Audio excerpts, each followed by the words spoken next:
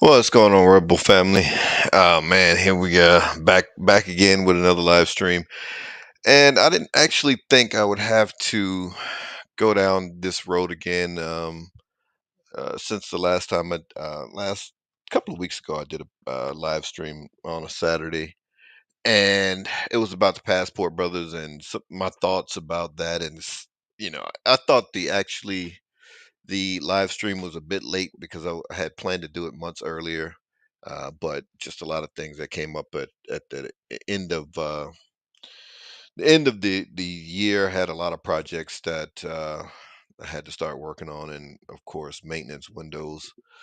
Again, being on Saturdays for the most part, actually just kind of took me out of my stride. I can't do the live streams on Sundays. Sundays are days that I not because it's a Sabbath or anything. It's there's no rest day in Islam, but it's just kind of a day I decompress, uh, check out the family, and in particular my parents and so forth. Go down and just hang with my parents. Just kind of do service for my parents on Sunday or whatever. Just because it's a down day. But anyway, but here we are touching on this Passport Brothers thing again. It seemed right after the last live stream a lot of changes or a lot of things have taken place um, in and around Auston Holleman, the young brother who right now is the face of the Passport Brothers movement. And just kind of being in the social media streets and YouTube, um, just seeing different things come out of here and how different people are reacting to it. Of course, a lot of content creators are um, reacting to this particular news segment or the latest things that have come out of the around it. So basically, what where can we where can we get started here? I guess we'll get started with this chick. So Austin, excuse me, Austin Holleman. He was in Brazil. I think he had moved to Brazil actually, and he had moved to Brazil, and he kind of set up shop in Brazil. He seemed to like Brazil better than some of the other places he had been, Colombia, whatever. And he pretty much stated, "Hey, I'm gonna move there and kind of just kind of tour around Brazil." I think he was doing a pretty much a countrywide tour of the different uh cities in Brazil. And doing what these young guys do today, man. I mean, you see these videos all the time, and where you see a young brother with a phone and he's interviewing girls. That's kind of old hat, really. I mean, we had back in the day, even in the '90s, man. We had well, prior to the '90s, I saw guys with instant the instant cameras, taking Polaroid instants at Freaknik or just Mayfest or Orange Crush or any of those, Black Bike Weekend. Brothers will have instant cameras. So girls, they're gonna get on camera. They don't care. Whoever has a camera, and then they kind of start making those disposable. They kind of start making those disposable. You go to a store, buy the disposable cameras, and you take them. You get it. You had to get them processed. They weren't instant, but at least they were disposable cameras, so you didn't have to worry about losing an expensive camera or anything like that. So yeah, I mean, we had all kind, so we did the same thing in terms of just because it was kind of a way in, right? You got a camera, you got a disposable camera, you're taking pictures of girls or whatever at the thing, you can holler at them, whatever, anything to get your inroads or whatever. But you see a lot of these guys doing now what they have. they have cell phones, so they're interviewing girls for TikTok or whatever. And the way these this generation is, they all want to, well, these the women, the women especially, want to have some type of social media clout. So so they're really game for that, in terms of being interviewed. So you see these things everywhere. I mean, you see brothers everywhere. I don't know the brother's name. I'll see the clips. Some of them are funny. I'll give him credit. Some of them are really funny. He's a black brother. I think he has dreads or whatever, and he'll he'll start off kind of asking the women, "Would you date a brother dressed like this? What do you rate my drip?" Um, then he'll be like, "Hey, 360 for the camera." Then sometimes he'll ask, "Hey, can I grab it or whatever?" and all this kind of stuff. So you see those types of videos or whatever. Not a big deal, not a big issue, right? Austin pretty much was doing the same thing, in my opinion. In my opinion, he's taken some of those videos down because he's caught a little pushback from some of those videos where he didn't even go that far, but he would ask, he has his phone, he's interviewing women at the beach or wherever he's walking in Brazil, and he's asking them questions, just to give brothers a mindset of what the women are out there. This to me, it wasn't any more than that. Just, hey, if you like the brother, would you kiss him right away? Oh, and then he made it personal. Hey, if you saw me, you like me, would you kiss me, et cetera, et cetera. Um, the girl answered, yeah, whatever. We Brazilians, we like kissing, whatever it is. Hey, you know, then he asked the question, follow-up question. Hey, if you like the girl, I mean, if you saw me, you like me, would you go home with me or whatever? Yeah, hey, if I really, yeah, cool. We don't trip on that or whatever. This is kind of stuff that he was saying. And he was like, yo, get your passports or whatever. So some feminists in Brazil took issue with it, and uh no more than the, the issue really the issue that she took from it was the fact that the Austin is black. He's a black American. I mean, that's the bottom line of it. I mean, it's nothing more, nothing less than that. Really is really the of it.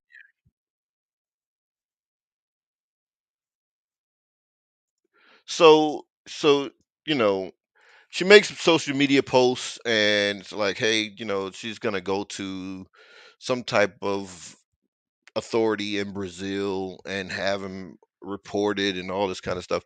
And we can just go ahead and get into it. I'm gonna just kind of catch you up for people who don't who are not familiar with um who are not familiar with this whole issue. Let me just share this here real quick. All right, so I'm gonna start here on Twitter. This is the lady's name, Stephanie Ribeiro, whatever. I don't know how to pronounce his name. Whatever. Ribeiro. I guess that's how to pronounce it.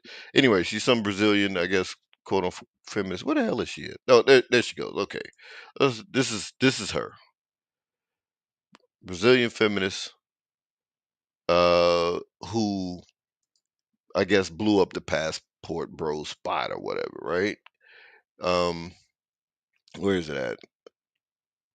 So she's saying, I'm a black woman, so I think some of What's these, good, yeah, YouTube? these So are I'm doing a awesome video today. joints here. So she's kind of the one that blew up the spot. Like most women are so she's like, she was upset that she was seeing brothers saying stuff like this. Most women in Brazil are for sale. It's just facts. Prostitution is a way of life down there, same as in Colombia or the DR, whatever. So she didn't like this, and so she's the one, you know posting up all of this stuff about Austin or whatever, right? I'm not gonna translate this, and again, I should have just captured that one when I took a look at it or whatever, and kind of was reading through the stuff. I'm not going through all that again anyway, because she's not that important. And yeah, here's the one that I was talking about that really made that really stuck in her craw, because he says, anyone want to take on a date is only $10 to $20, and he's not talking about paying for sex. And this is people were, you know, taking this all out of context or whatever. And then he was talking about in terms of how cheap it is to date in Brazil. Not a big issue, but this comes with the territory. He's just learning what the game is really in real time. If no one had told him beforehand. Anyway, so here's the post. He's taking all this stuff down now, whatever, but of course she's captured screenshots. So like I said, he's doing exactly what I was saying. He's interviewing women on the beach. He's asking them questions. He's not trying to holler at them. He's asking them questions. And pretty much, you know, how do they date in Brazil or whatever. So then brothers are asking questions because it's going back and forth on Twitter. It's like, you know, they're upset and they're saying, "Oh, he's calling for other men to come down here and engage in sex tourism or whatever." So he can't control the replies that he's getting back, and if that's their culture in Brazil, which it, it it's no secret. And Austin's 23, so this stuff has been around long before he was born. That Brazil was that way, in Colombia, hell, Thailand or Bangkok or other. You've heard about other places around the world that guys go to have sex or whatever. The girls are easier, whatever it is, both men and women, right? Because the women do it in Africa and Jamaica. They'll go down there and get the white women from Europe will go to Africa and get brothers, and white men will go to wherever they go, Central America, Asia mostly. They love Asian women. um you know so they're trying to put, so soon as brothers start doing something, and not even in that regard, because all of the brothers are not out there tricking. But again, even if they are, I covered this in the last live stream. Even if they are, uh it seems to me that you know um people are happy with brothers tricking in the United States, but they just can't trick overseas. I don't understand it. I can't make it make sense. And I took a while to do this live stream, because I'm really trying to make sense of the nonsense. Really, you know, brothers got to get their money up here so they can trick here, I guess. Um, eh, Men and women, the men, and this is men, women, and Muslim men and women are also, they have a bug up their butt about passport brothers, and I just don't understand. It's like, black men being happy and doing something that's out of the norm is is a problem. So Austin is saying, "Hey, I do not promote this. I promote men from having a better experience dating Brazilian. I actually pedestalize, which that in itself is a problem, young man." And I'm not talking to Austin directly, but I mean any young man that's listening. That I've talked about pedestalizing women on on the channel before. We don't do that. That that in itself is a problem. So I'm not trying to be disrespectful to anybody, but that's a problem. You don't pedestalize any woman. I don't care where they're from. Anyway, so this is the woman, right? So they were accusing her of having being married to a white man, and she got her 15 minutes of fame from this, doing all of this stuff or whatever. You know, People accusing of her of being married to a white man or not being married at all. So she got to show her black husband here. She starts showing up pictures of her black husband. And see, cats are giving it, just kind of, working her, getting at her on Twitter. What is this? Y'all like, I didn't think. Okay. So then she said, "Oh, this is my husband." So he studies black masculinities. Okay, whatever. I mean, having a feminist wife that claims she's a feminist, I don't know. I don't know about all that, brother. But whatever. More power. And then I guess people were getting at her about, hey, look, did you go at Epstein because you're going at this black man? And then she's like, oh, here's my piece on how Epstein and so forth and so on. So she's just as much, I guess, if you will, heat maybe that Austin caught, she's catching in a certain way as well because um, you know, just brothers are not going to just lay down and just kind of just lay down and just let people just say whatever, which is a good thing. And I'm gonna play some stuff. So that's just to catch you up, right? So Austin, he wound up apologizing. I'm not gonna go through the apology. I'm not gonna play all that stuff. So he wound up apologizing to the Brazilian people. Um, you know, uh, some of the other brothers who were passport brothers. There's a group on Facebook that's a passport brothers group on Facebook. Um, some of them were saying that I guess some of the thugs and some of the street cats in Brazil wanted to get at Austin or whatever it was. I don't know how true that was or if that's just brothers just exaggerating. But Austin, he was planning on leaving anyway. According to him, he was planning on going to Thailand anyway. So he said pretty much by the time a lot of this heat really kind of popped off, he was already in Thailand. So, but what I want to focus on is I can't remember if it was Tariq Nasheed who said it or if it was Jason Black. I know Jason Black did say, it, but I don't know who said it first. I don't know if it was Tariq or Jason who said it first. Um, but the saying was that not every older black man is an elder. Not every not every older black man is an elder. There's elders and then there's old niggas, right? And that's what I want to talk about. Actually, in this situation, who are elders and who are the old niggas? Is kind of what I want to talk about.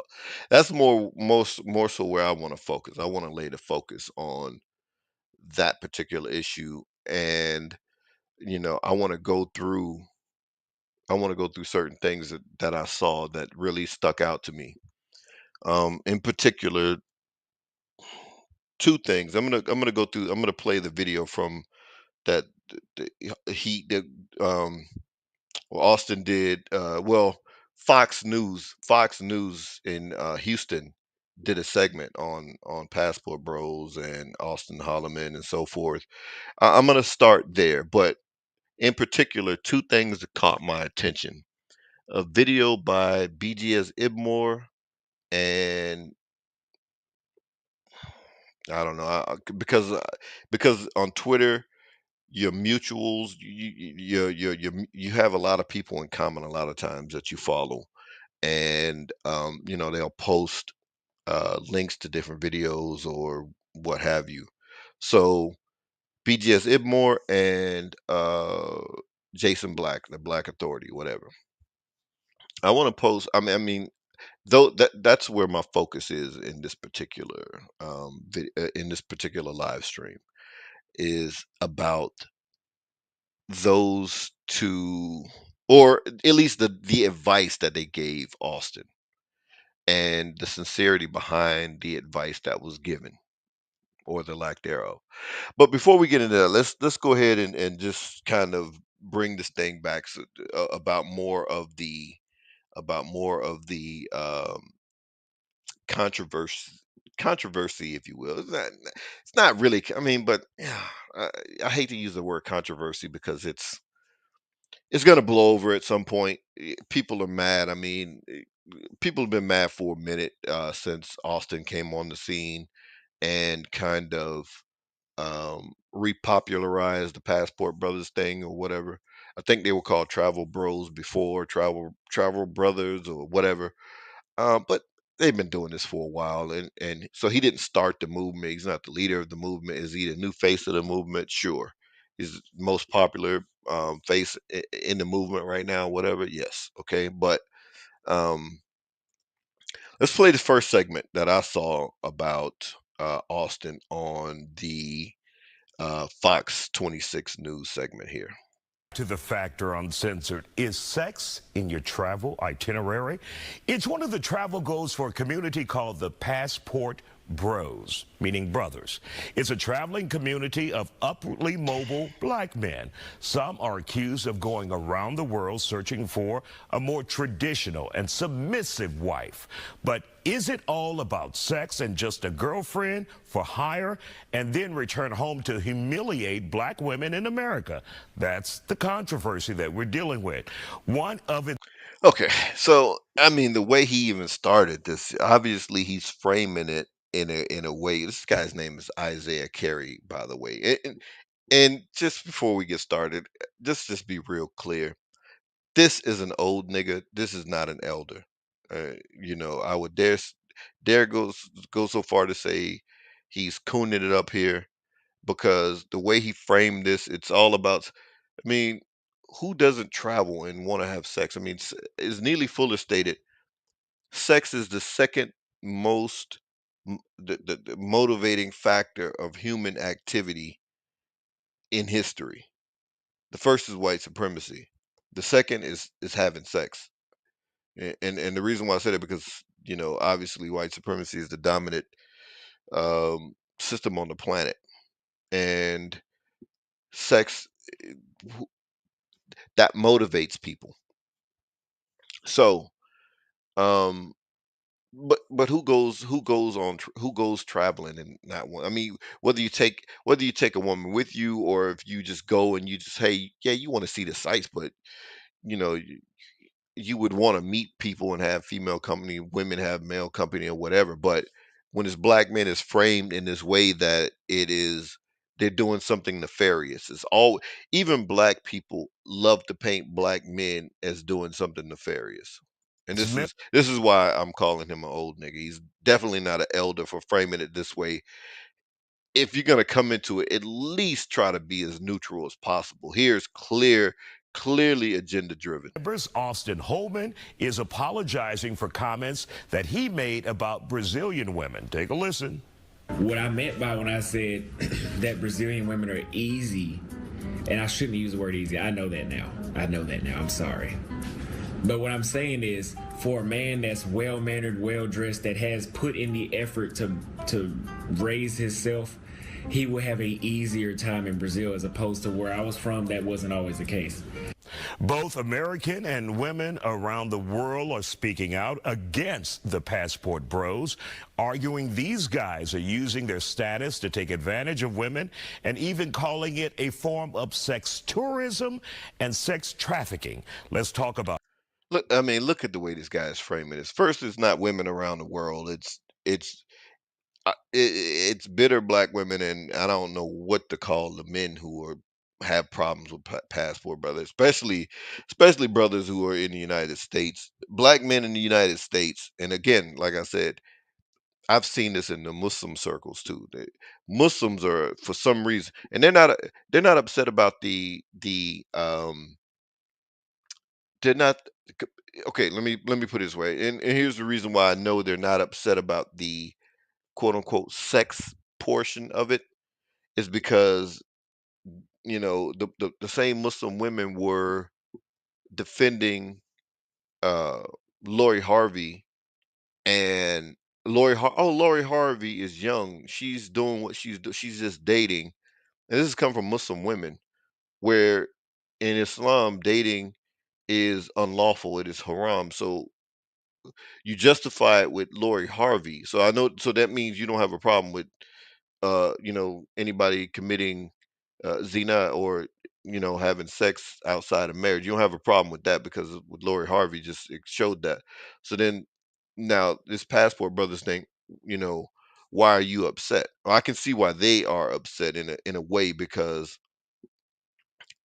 traveling for wives or whatever amongst Black American men, it is a certain thing amongst Black American men to want to go and get go get a woman from Morocco or some place like that or whatever, some of those Arab states or whatever, or African Arab states, whatever you want to call them, up there in North Africa or hell even in the Middle East. So brothers have been doing that for a minute. Hell, since I was young I would hear brothers stating that kind of thing.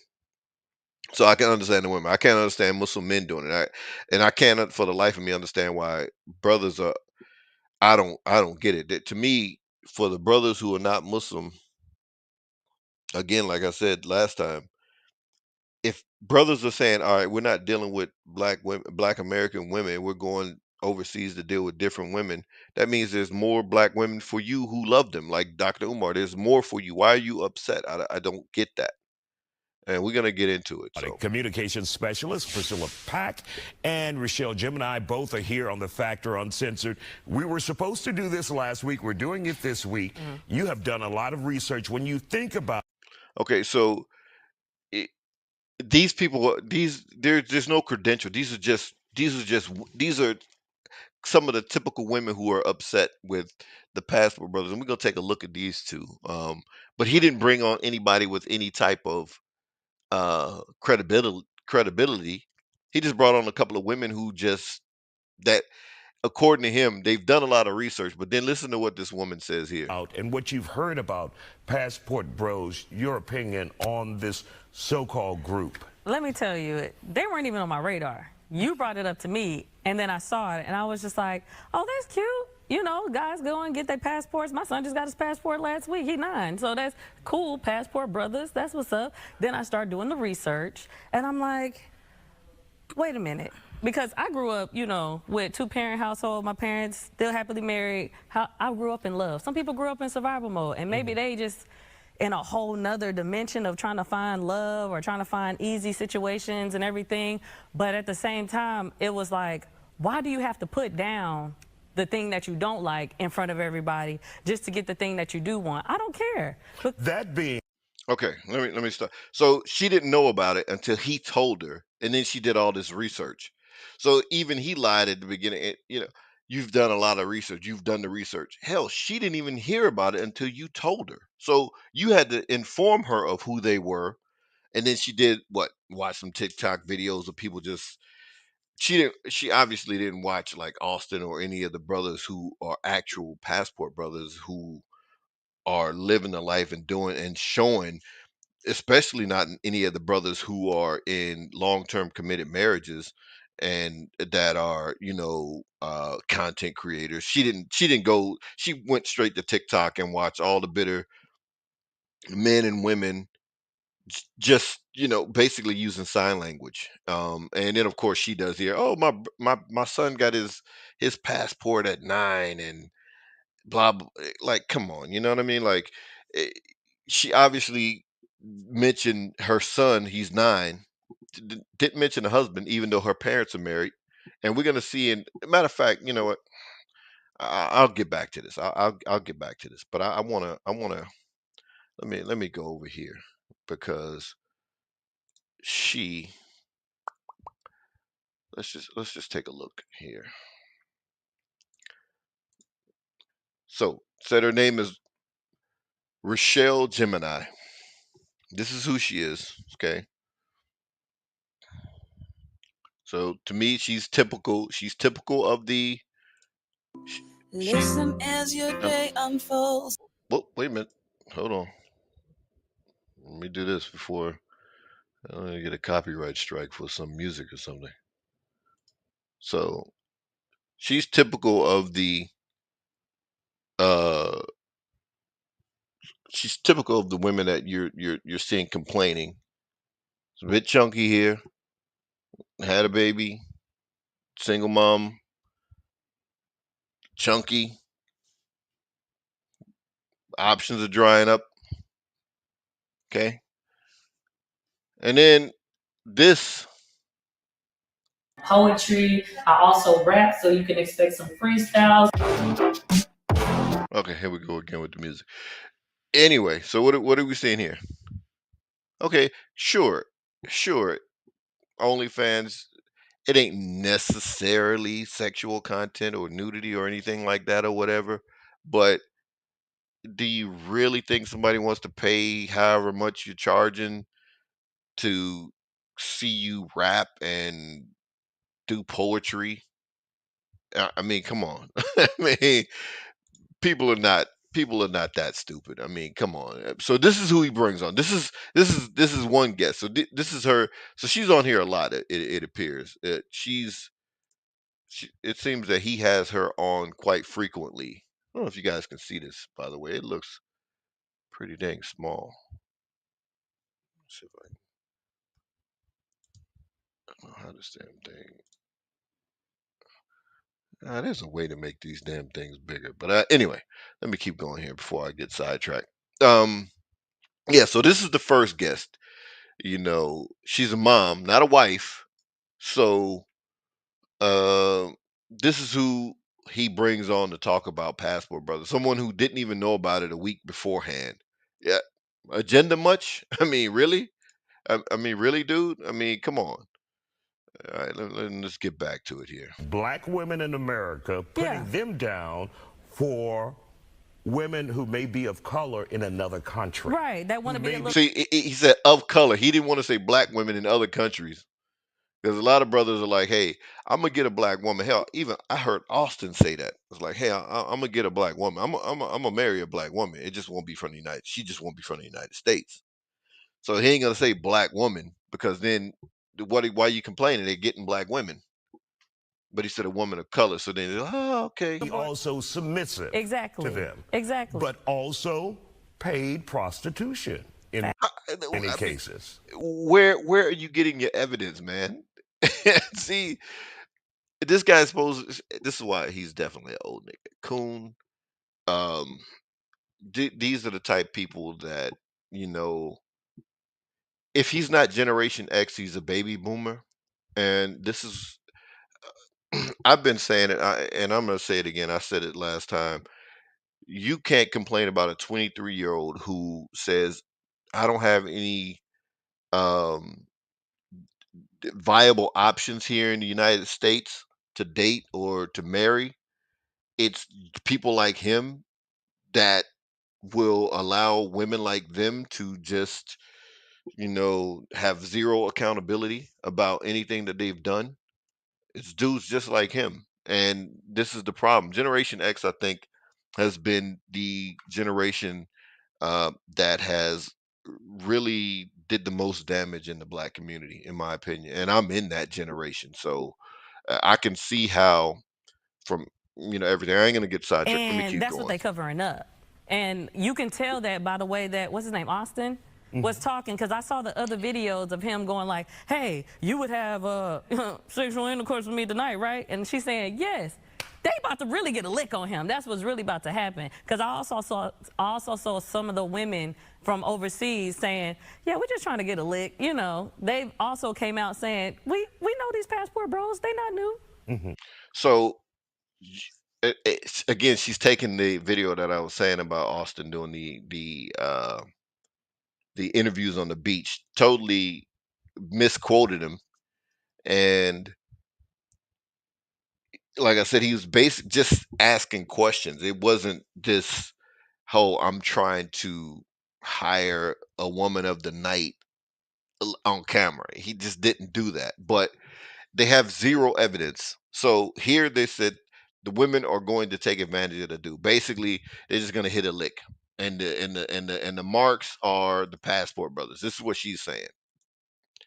This is what she's saying. Now let's keep So going. essentially, they're chumps themselves. Yes. So now he's calling them chumps. All right. This dude okay, this guy just called a group of black men that he doesn't know, hadn't had a conversation with. He's calling them chumps. This is what I said. This is an old nigga here. It's not an elder. So all this, sometimes I get it. Some of y'all younger men, younger brothers, man, y'all were raised, your parents raised you to respect your elders and all this kind of stuff or whatever. I I agree. Respect your elders, but then you got to discern who's an elder and who's an old nigga. Old niggas don't get respect. They're simply Johns on the streets of America. There might be some that might be actually looking for love that can't find it maybe in America, but And you're right. you didn't let you didn't let It may be something you got to take a woman for you to know for you to agree. some rotten apples into y'all group, and y'all need to call the ones out that's not doing it correctly. Because baby, we not just in America. You can claim wherever you want to be anytime. I don't care. Get a passport. Go You find your do care. love. But at the same time, don't put down us just because you feel like you've had some rejection. Deal with rejection. Heal. Go do your thing. We don't care. And of course, we're not talking about all individuals who may travel out of the country. But Priscilla, for those who may be taking advantage of women out there and then trying to humiliate black women in America, your thoughts about that? Okay, wait a minute. Hold on. So the first woman with the yellow, Rochelle, said that basically they were marks. The women were gonna hit a lick. And then this dude over here says they are chumps. They're just Johns. Now all of a sudden they are taking advantage of the women. I don't understand this. That's a contradiction. You can't be a lick or a mark and then taking advantage of someone at the same time. And then a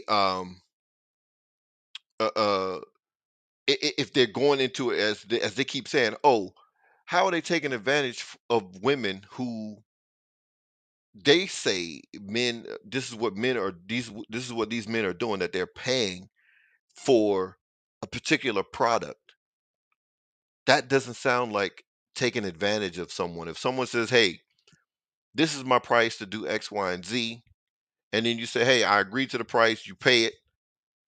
And I'm not saying that I condone that kind of activity. I'm just saying, just based on their mindset and what they're saying, that's not taking advantage of someone, right? A mutual deal is not a robbery, right? Mutual exchange is not a robbery. It is a business dealing. You don't business. That's how business dealings work. You feel satisfied with whatever product that you're going to get, and then the other person feels satisfied with the monies or the payment that's going to be received. It's not a robbery. Now this other woman here, let's jump over here and take a look at this woman here. These women have zero credibility to be up here talking about this. I mean, they are not any type of doctors, sociologists, or anything like that. Because when it comes to black men talking about anything, they have to have all these credentials, right? Kevin Samuels just couldn't talk about who he considered, who he stated was his clients, and what his clients would tell him that they were looking for. He wasn't giving marital advice, relationship advice. He just said, "Hey, look, this is what my clients tell me. These guys are high value guys." But he had to have all these credentials. Derek Jackson doesn't have to have them. Anybody of these other guys that they don't have to have any of these credentials. But you know, and when it comes to us, we have to have all these credentials. Uh, men going against the grain, but men saying exactly what they want to hear, what people want to hear, the sweet nothings in our ear. They don't have to have any of this stuff. Anyway, so this lady's name is Priscilla Pack, right? This is this woman. Same with this other woman. She appears to be in her 30s, mid 30s or whatever. Uh, Here she is. She appears to be pregnant. I don't. When was this? Uh, this is April 20. This is April 2020. So this is this is 2 years ago. So I don't see any pictures of the baby, which is fine. It's understandable. I mean, I wouldn't put my kids out on social media either, right? So not a problem with that. But I don't see a picture of any said husband, hell, or even boyfriend at the time. It's just her and a baby bump. You know, You can keep going back as far. I see pictures of her with like friends and so forth. Not one with I don't see pictures of any wedding dress, trying on wedding dresses or anything. None of that stuff. And I guess she's not really active on here. Well, this is July 2022. So, but anyway, um, no, she don't even list her credentials up here. I mean, I checked her. She's on Facebook too. Nothing there. It's all the same. Um, no credentials any place for either of them to have this conversation, but yet and still they are having. Let's keep going. Really, really sad. Mm. Like I look at them and I almost want to pity them, but then I don't because there's a level of ignorance that's deplorable. Go ahead and use that word. And she might be Today, older I than think 30 because she got that gray hair. they are taking advantage, at least from what they project themselves to be as a group. Hell, I'm 50 and I don't have that much damn gray hair. They're taking advantage of gender gaps and economic opportunities that are not there in these other countries that are present for us in America, in the States, in Canada, in Scandinavia, all over the world, and not even thinking back to the history of why are women and people made to be so independent in this country today. I think there's so many factors that they shove to the side for their preferences and trying to deem it a movement, which is so disappointing to hear.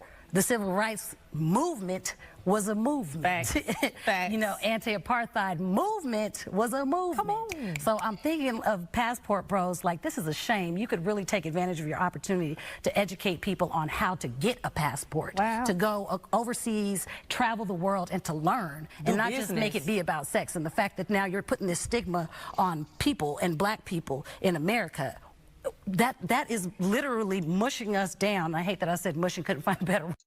Okay, I gotta stop this. This is the level of discourse that you get when you just pull any chicks off the street. I don't know where he got. I guess they're just friends of his. I don't know, whatever. But this is the level of discourse that you get. I mean, she said so much. A movement.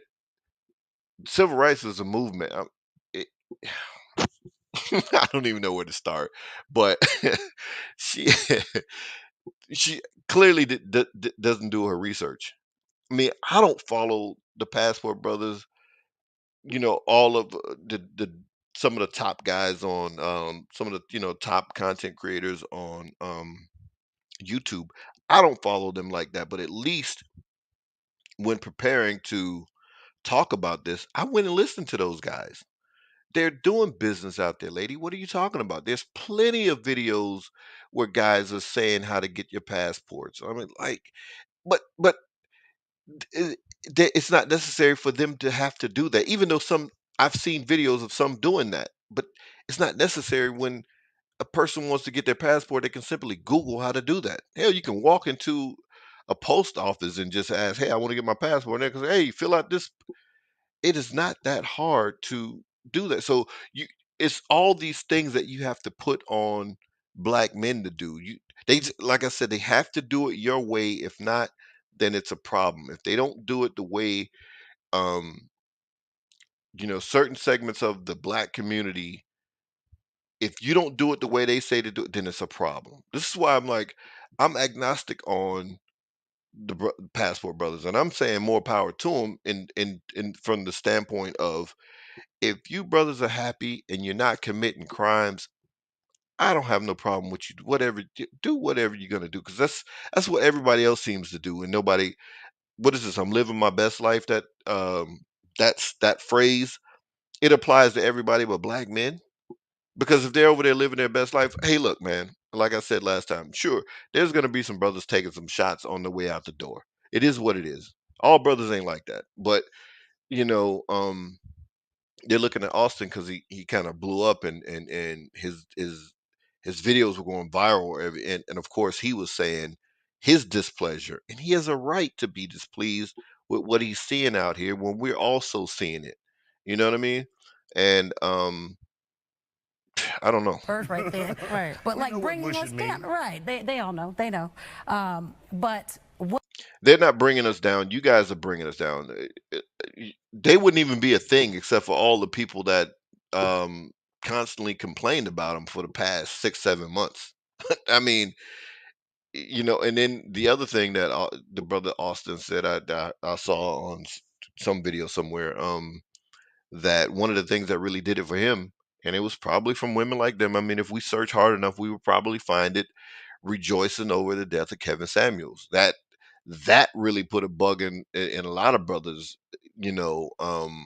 That stuck out. That stuck out to me too, because I was like, again, in the Muslim circles, it happened in the Muslim circles. I'm like, Muslim women are rejoicing that this man died, and there's a whole Facebook group called Kevin Samuels Died.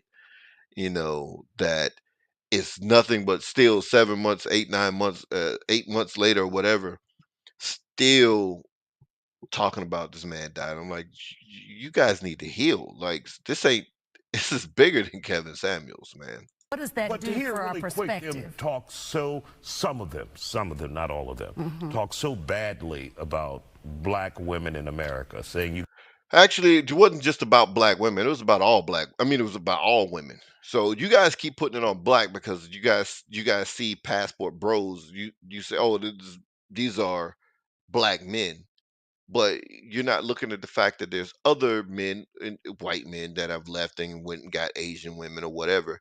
But from what I've seen, most of them are like, hey, it's all of them. They're not even saying I'm going to date Hispanic, white, or Asian women here in the United States.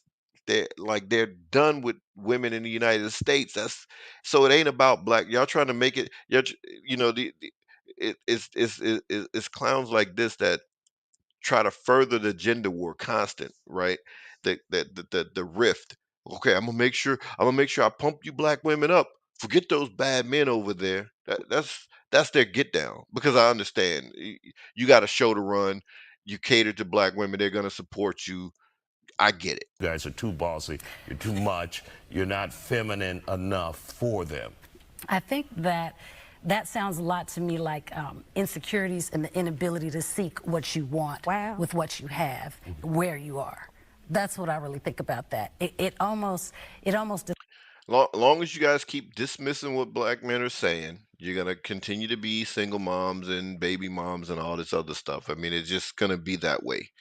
As long as you keep doing this thing that you're doing here, um, as they love to say, as long as you continue to gaslight these brothers, it the wave is just gonna get bigger. disgusts me and is borderline gaslighting to sit No, here and you are treat gaslighting. American women, American black women, and try to shut us down because we may be educated or have the Holy ability crap. to obtain certain finances and social status that we're not in other countries. And you attract It's a shame. what you put out there too. It's a shame. All right, Like, don't in put on that that. on us. Yeah, that's all you're Yeah, doing don't is put that trying to on us. shame Thank you, brothers. ladies, for joining us here on The Factor Uncensored. Still ahead on the All right, this clown, he did get Austin Holleman on the program here. Let's take a look at that. Welcome back to The Factor Uncensored. As we mentioned last night, the controversial community of passport bros continues to grow around the country. There's a private Facebook group with more than 10,000 members. Now, the group is known for a bit more than just traveling. Some guys make it their mission to fly around the world, meet more submissive women, and have sex. They are facing I mean, this dude keeps doing. I mean, what the hell other reason is it to meet a woman? You clown, you bootlicking coon. What other reason are you gonna meet a woman? We're gonna just goddamn fly around the world, or just you know what? Hell, forget fly around the world. We're gonna go out and meet women just to play tiddlywinks. You fool! Damn. Maybe you're the type of dude that just want to meet women. Like what's that dude? Roland Martin. He just want to get a hug from a woman. He don't care about nothing else. Where my hug? Where my hug? Where my hug? No. What other reason you gonna meet a woman? a lot of criticism too. Now that's from those who critique them. My next guest, Auston Holleman, said he had to end a trip in Brazil early after he was accused of being one of those guys who said Brazilian women are easy to get. We talked to him today. Auston, what kind of damn trouble did you get yourself into with these Brazilian women? And it was really like one woman. I mean, social media is they have access to social media, and you didn't see 1,000 women. You're not seeing 1,000 Brazilian women make a bunch of TikTok videos or tweets on Twitter. I mean, the girls' posts weren't getting that many. They weren't getting that many views. She wasn't getting hundreds of thousands of views or any of that kind of stuff. I think the most that I saw. Let me see the very first one. Let me see the very first post that she did on the subject. What did she get? I'm just talking about views. I ain't even gonna talk about likes. I'm just go with views. She got 30,000 views, 20,000 views. The very first couple of ones with less than 5,000 views. So it picked up steam after sort of yeah the first couple videos or first couple of tweets or whatever didn't even get over 5,000 views. So it ain't a bunch of women saying it. This dude act like it's the whole country of Brazil, or hell, even the whole like a whole city. It's not even that. It's one woman in social media. We picked it up, and it's viral in the black Twitter spaces or the black social media spaces. But other than that, I mean, we see it on YouTube, and we're promoting it more than any Brazilian is, and I'm talking about the U.S. or Black American content creators, and social media. Well, actually, I wasn't trying to start any trouble. I actually thought I was doing a lot of promoting. But apparently, some things were lost. Some things were purposely lost in Yes. translation on purpose. Um, and it's led to death threats, and I was already on my way to Thailand anyway. I was going to be in Sao Paulo for about a week. But based off the way how things were going, I just said, you know what, I probably ought to head out 3 or 4 days earlier. So I'm over here now. So he was saying so this is obviously recorded before he did the intro, and of course he misframed the intro as if you know Austin was run up out of there and so forth, and the brother clearly explained to him he was already headed to Thailand before all that stuff went down. But this is what you get when you're dealing with an old nigga. So I saw a part of your video where and you clarified, you said some Brazilian women are easy. It depends on who you are, how you approach them, not as a robot, but as an individual. And when they heard that, they just went bonkers over those comments when you said that Brazilian women are easy. Some Brazilian women are easy to get. So why did you say that? Is that reality for you when you're there? Is it easier for you to get Brazilian women than, say, American women? Before he answers that, and see, this is what I was talking about. These young brothers are doing like I said earlier at the beginning. They're doing pretty much what we did back in the '90s. They just have cell phones and they can interview and take video as opposed to pictures. I mean, we did the same thing with pictures, walking around Freaknik Mayfest and all these different things, taking pictures of women. And they were willingly posing for it. It wasn't like we were taking pictures of them against their permission. Hell, you know what I mean? Like, hey, hold up, and they pose. So these women look. I mean, she's waving. It ain't like he's catching her, unbeknownst. Like she knows she's being filmed, and he's asking them questions. So they act like they purposely, and he's learning again. The what the issue that got Austin caught up is he's sincere about what he's doing. He's sincere about it. And then sometimes when you're sincere about something, you could have blinders on because you're sincere, and so you don't expect other people to frame you or, you know, paint you in a different light. And I think that's what happened here because some of the things that he was saying, he didn't even say anything wrong. It's like they're easy, and he explained what easy meant on the video. It's like they're easy to approach, not just easy to get. Because we, man, I man, if I wanted to be here for 5 hours, I would pulled up all of the I would pull up all of the um, tweets, videos of white men talking about how easy it is to get black women, black American women. It's like, dudes who were saying that they were incels and were like, look, I stopped being an incel when I said, okay, forget trying to get white girls. I just said, okay, you know what, let me go over here and start getting with black women.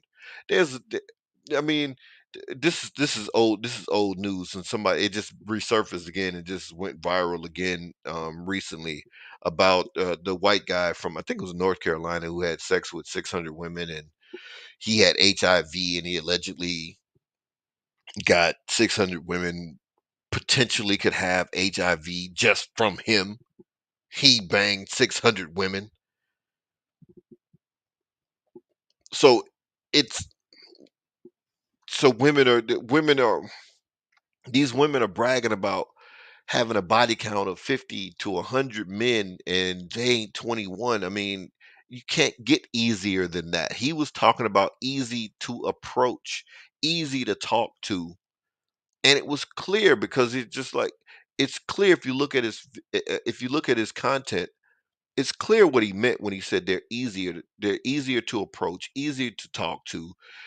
They don't have attitudes. They're not cuffing you like, have to deal with here where women's egos have been so inflated that you see these videos of these women in the gym.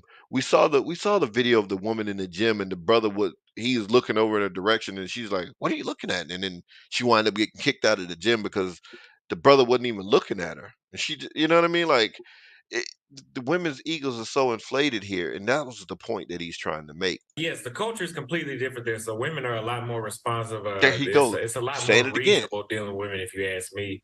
There's games everywhere, but there is such a minimal level in Brazil. It's almost unnoticeable. But the reason I said easier, and the thing is, the reason a lot of those Brazilians are in like an outrage is because well, number one, they're going off. They're just running. It's just like January 6th, right? Trump says do this, everybody runs and does it. That's the same thing they're doing right now. Without watching the video, without understanding what the title actually is, because the title is a question. The title says, Are Brazilian Women Easy? That's the topic. This is what we're going to talk about.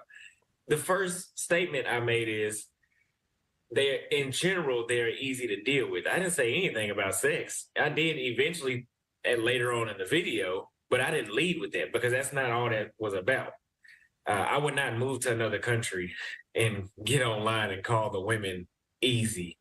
Did you move to Brazil? Were you living there at that point? Yeah, I was living there. Now you're in Thailand. Yeah, well, I'm not living in Thailand though. I was already going to come here anyway. I had already put up I think it was 10 or 11 countries I was going to do this year, but I just came here 4 or 5 days earlier because of everything that was going on. But yeah, I did want to live in Brazil permanently, but I'm gonna have to let this die down first. So there's this whole movement that we've heard about called passport bros, individuals, usually upwardly mobile African-American men who leave the country, and they say they're looking for wives, different women than what they have or the choices that they have in the United States. And many people have taken offense to it, saying it's just a form of sex tourism. It's a form of human trafficking or sex trafficking. When you hear the term, do you consider yourself a passport brother? And what do you think about that so-called movement that we've been seeing as of late here in the United States? I would consider myself, yes. Now, I do want to state this too. People have called me the leader. I've never claimed that. That's something that they said. There's no official leader of that. I think it's just an identity of somebody that they're traveling for that purpose, traveling to, meet new women and enjoy a different culture and a better lifestyle. But really quick, for those who may say this is just a form of prostitution, you're going to different countries to pay and to have sex with women. You're not truly having a relationship with them. That's not my reality because I moved there. So, if I'm not going back and forth. So if anybody's gonna have a relationship, it would have been me. Now there are some dudes that do travel back and forth. There are some people do fit into those categories that they claim, but I'm not here to say that's the majority. There are men that go down there just to sleep with women. That I mean, women do the same thing too. Women do sex tourism too. But there are men that actually are enjoying the difference of the culture and programming of women in a different country. So, of course, this guy wasn't gonna harp on that about, we know that whole thing has been there for a while. I said it. Brothers been bringing it up about, the hell they made a whole movie about it. How Stella got her groove back. Nobody had an issue with Terry McMillan going to Jamaica and scooping up a young dude, young enough to be her son. You know what I mean? Like nobody had a problem with that. He was half her age. Uh, go on, girl, get it in. It's not an issue whatsoever. But when black men do it and doing it in mass, because like you said, the Passport Brothers group has 10,000. It ain't just what people want to minimize it as. Oh, it's only 7 brothers on TikTok slashing passports. No, no, it's bigger than that. Do you think it gives the movement a bad name, the Passport Bros a bad name, if your sole purpose is for sex tourism and prostitution? Yes, and on my YouTube channel, I actually tell dudes not to go down there to deal with prostitutes because you cannot complain about American women and then just go pay for some experience that she's getting paid. She's not. I'm not gonna say it's not genuine, but I'm gonna assume it's not genuine because if you even had the money, I don't think she'd treat you like that.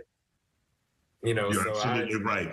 Now, one of the comments you made in your video, you said it's extremely hard to find. It's like looking for a needle in a haystack when it comes to a good American woman. So are you doing harm yourself when you make comments like that? I say that based off of the qualities that I want. And my mother used to cook for me at least twice a day when I was growing up.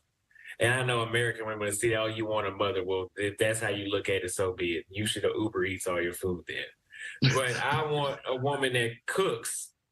And the thing is, this is what a lot of people don't understand down here. As an American, 50 grand a year puts you in the top 1% of the world. So as an American, you go somewhere to another country, you have enough excess income to eat out 3 times a day in Brazil or Thailand or Colombia. You can eat out 3 times a day. So whoever my wife is, she's not even gonna be cooking anyway. Because I don't even when I was in the States, I cooked for myself, but I have my money multiplied 5 times when I got to Brazil. So why would I stand in the kitchen and cook when I can just go downstairs and eat and somebody make it for me? So And you saw how they flashed up there. They put up their member of Passport Bros. They love to try to frame things into a group because then they can attack the group. That I remember when they were doing this with um, black people on social media and the what was that FBI or whatever was trying to label black people as black identity extremists.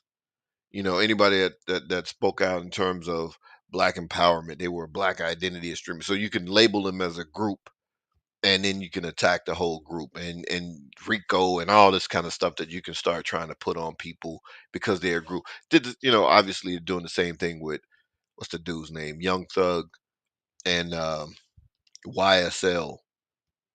It's a label. Oh, so it's gang. You know what I mean? Like, could it potentially be? Sure, but that's the neither whole You here nor do there. know, though, Austin, there are American women who will cook for you if you're deserving of that meal. Look, see, he laughing. If you're deserving, he knows exactly what Austin is talking about. If you're deserving, he knows that laugh.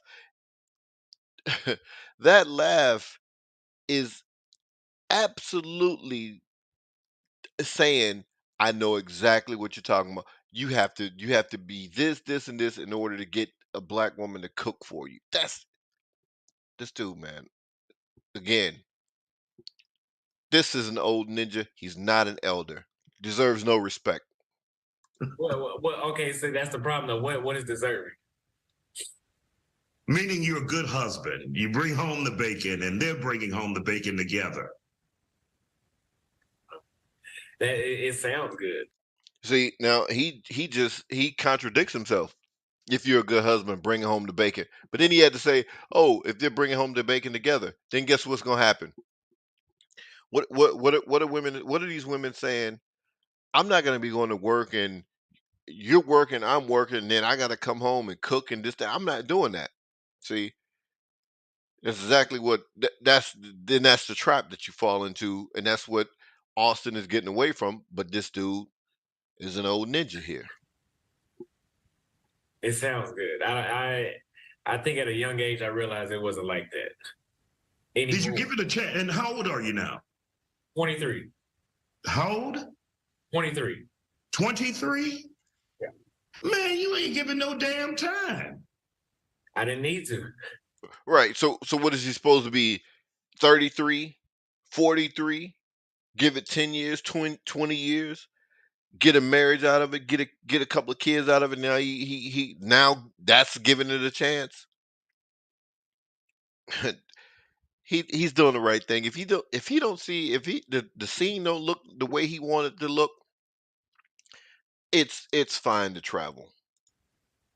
I gave it 2 or 3 years, and yeah, I went to Brazil one time, and I didn't talk to anybody since I got back.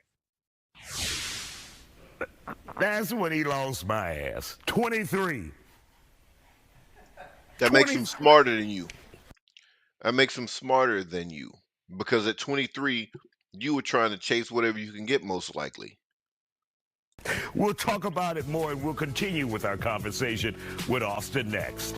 And welcome back to The Factor Uncensored. We're continuing with part 2 that we began yesterday with the ladies. Don't believe we have left the ladies out. We talked to them yesterday, so look on the website to get their opinion on Passport Bros. But we continue our conversation about the Passport Bros. Auston Holleman. Look at that, even that part. Oh, we talked to the ladies now. Don't be upset. Because he understands probably the majority of his viewers, probably the majority of his viewers are women. So don't be upset now. We talked to the ladies yesterday. Just go to the website.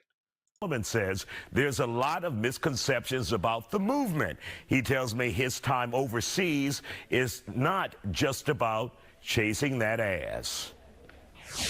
And Auston, once again, for those American women, especially Man, this guy chasing that ass. I mean, who is this guy, man? Oh my God.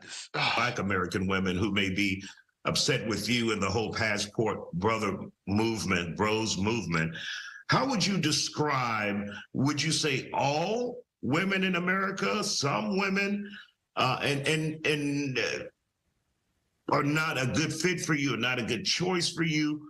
Specifically, why? Well, to sum it up, it's not worth using the mental capacity to find. They're out there in the United States. They're out there. Somebody already got them. You know, they're not in abundance. And overseas, they're in abundance, especially in Brazil. But a problem with U.S. women, number one is, we've talked about this a lot, masculinity. Okay. When I'm not going to get too deep into this one, but just one thing, I don't like it when women call me bro. I've never been called bro overseas. Even from the women that do speak English, they don't call me bro. Bro is something my homeboys call me. Okay, that's a turnoff for a woman to call me a bro. Women overseas tend to have a lot more substance, when they speak. I don't know, maybe it is because we're from different cultures, there's more to talk about. But at the same time, I have ran into a small minority of women in other countries that didn't have a lot to talk about, even though we were from different cultures. But in the United States, I have ran into a lot of women that did not have a lot of substance. Man, I don't know how I forgot these points because I repeated them for 6 months straight past year. But I don't know. It's just overall, all aspects that you'd be looking for out of somebody, I found a better chance of finding it overseas. What are your thoughts on coming back or moving back to America? I think moving is out of the question. Coming back to visit, yes, but it'll be another year or so. But moving is out of the question. Once you move overseas, it's not just about women too. That's a lot of people don't understand that about the whole movement. Yes, women drove me to go to Brazil because I wanted to meet. I thought I was crazy while I was in the States because I thought something was wrong with me with the results I was getting. I was like, I know I put in enough work on myself to have some better results to at least be satisfied or be visually satisfied with what I'm looking at and what I'm hearing, the people I'm dealing with. But whenever you get down there and you experience how much you can be yourself outside of the country, and then the financial benefits, just the energy outside of the United States is a lot better. And so, do you maintain a U.S. job that's based in another country? How do you maintain that income? And now I'm letting a lot of this play because I haven't seen it in detail. I just grabbed it and I knew I wanted to review it, so I'm reviewing it a good portion of this with you guys because I haven't seen it also. Well, right now I have several streams. So I'm number one, I get a lot of donations, and thanks to the lady that has put me on this platform today. I'm not talking about the lady you work with. I'm talking about the lady that's trying to slander my name right now. She's been giving me a lot of donations as well. I appreciate her negativity, and I'm also And I like I like I like how Austin handles himself. So, you know, this is going to be a lot it's going to be more evident later on in some of the stuff that I'm going to play. Um but he handles himself pretty well. He Even though he is 23, I do see that he's more mature. uh he's pretty mature for a 23-year-old. He handles himself well, and you know, he gives like I said, the sincerity part, that's a problem. I mean, I think he's gonna learn from this particular issue. But yeah, he handles himself well. all kinds of creators. So I do consultations as well. YouTube, I do Facebook. So I diversify based off my publicity. And the biggest thing I've seen him do this as well. That for some of the brothers in some of the countries that he's in, he will cut their hair. Hell, he was a barber. He had his own barber shop back in the States. And I don't know if he could have brought in a partner and turned that shop over to another brother, so he would have had that passive income. I don't know exact. I didn't watch all of this. I'm not up to speed on exactly what he did there. I probably would have done that. Sold that space, or you built up that particular business. I would have sold it to somebody, or sold someone a piece of it so I could keep a piece, so I'm making money over there and I don't have to worry about whether or not it's just I'm making content creator money or whatever. But more power to him. Got it. Got it.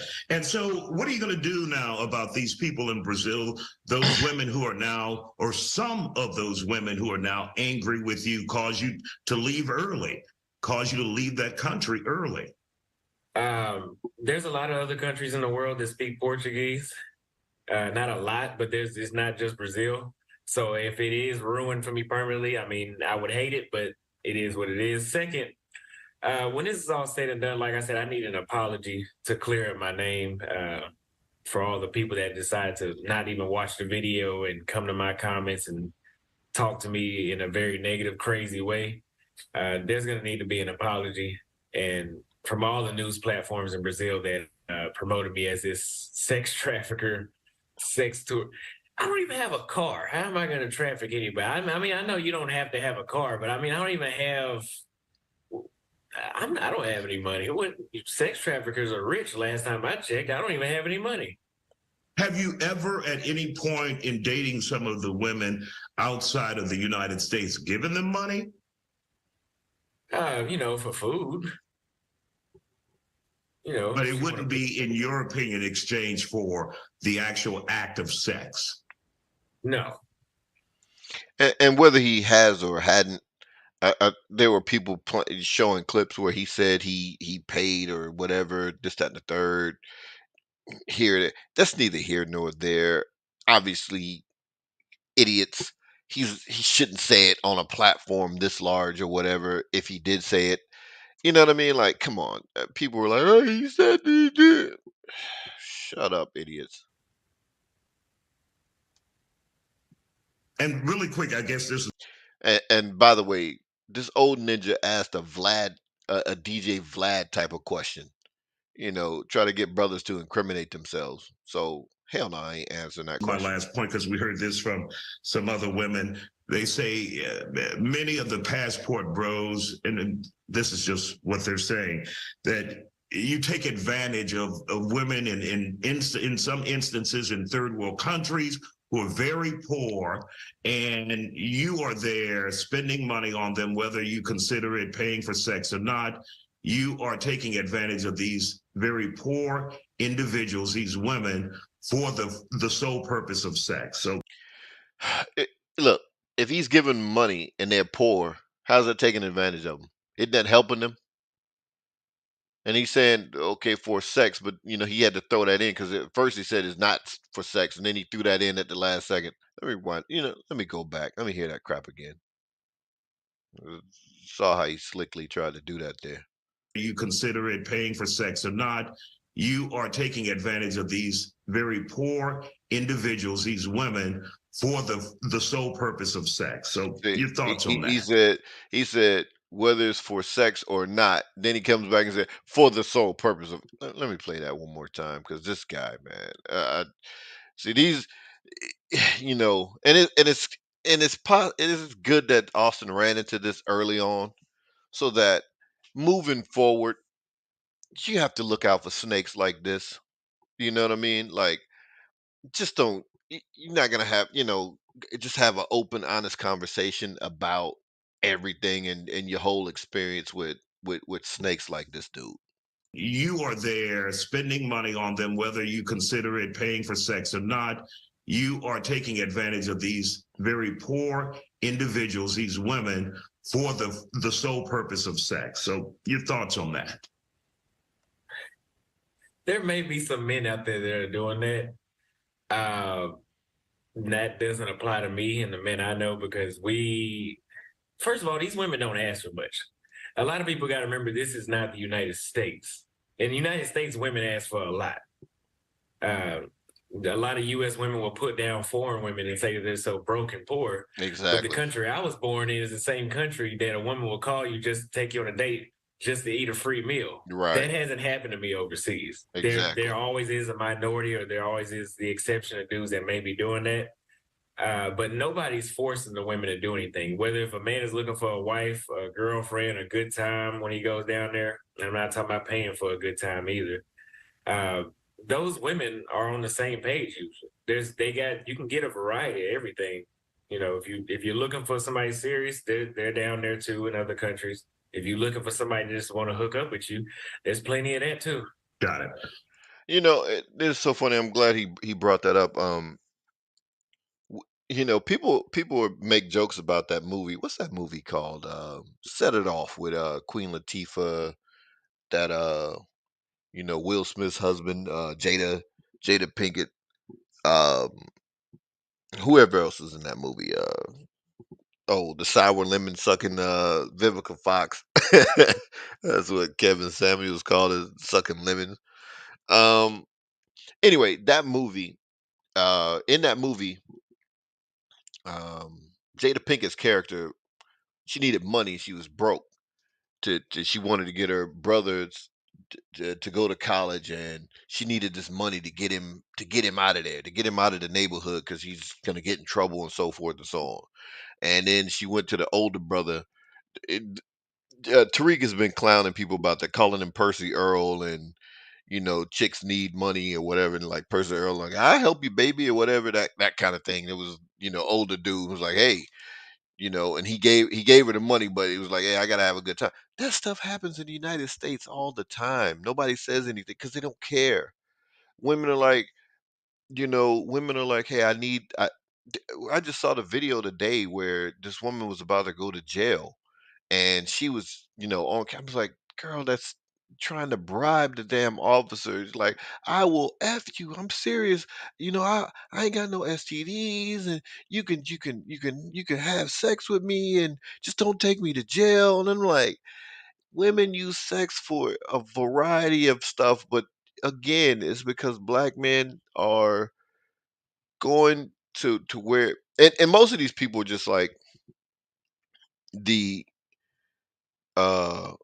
in terms of, I think it was Austin talking to I don't know. Austin was talking to one of his detractors. I think he had a lives where he did like kind of like Kevin did the smoke night or whatever. He had a night where detractors can call in. And one guy was talking about, they were going back and forth about the percentage of poor people in Brazil.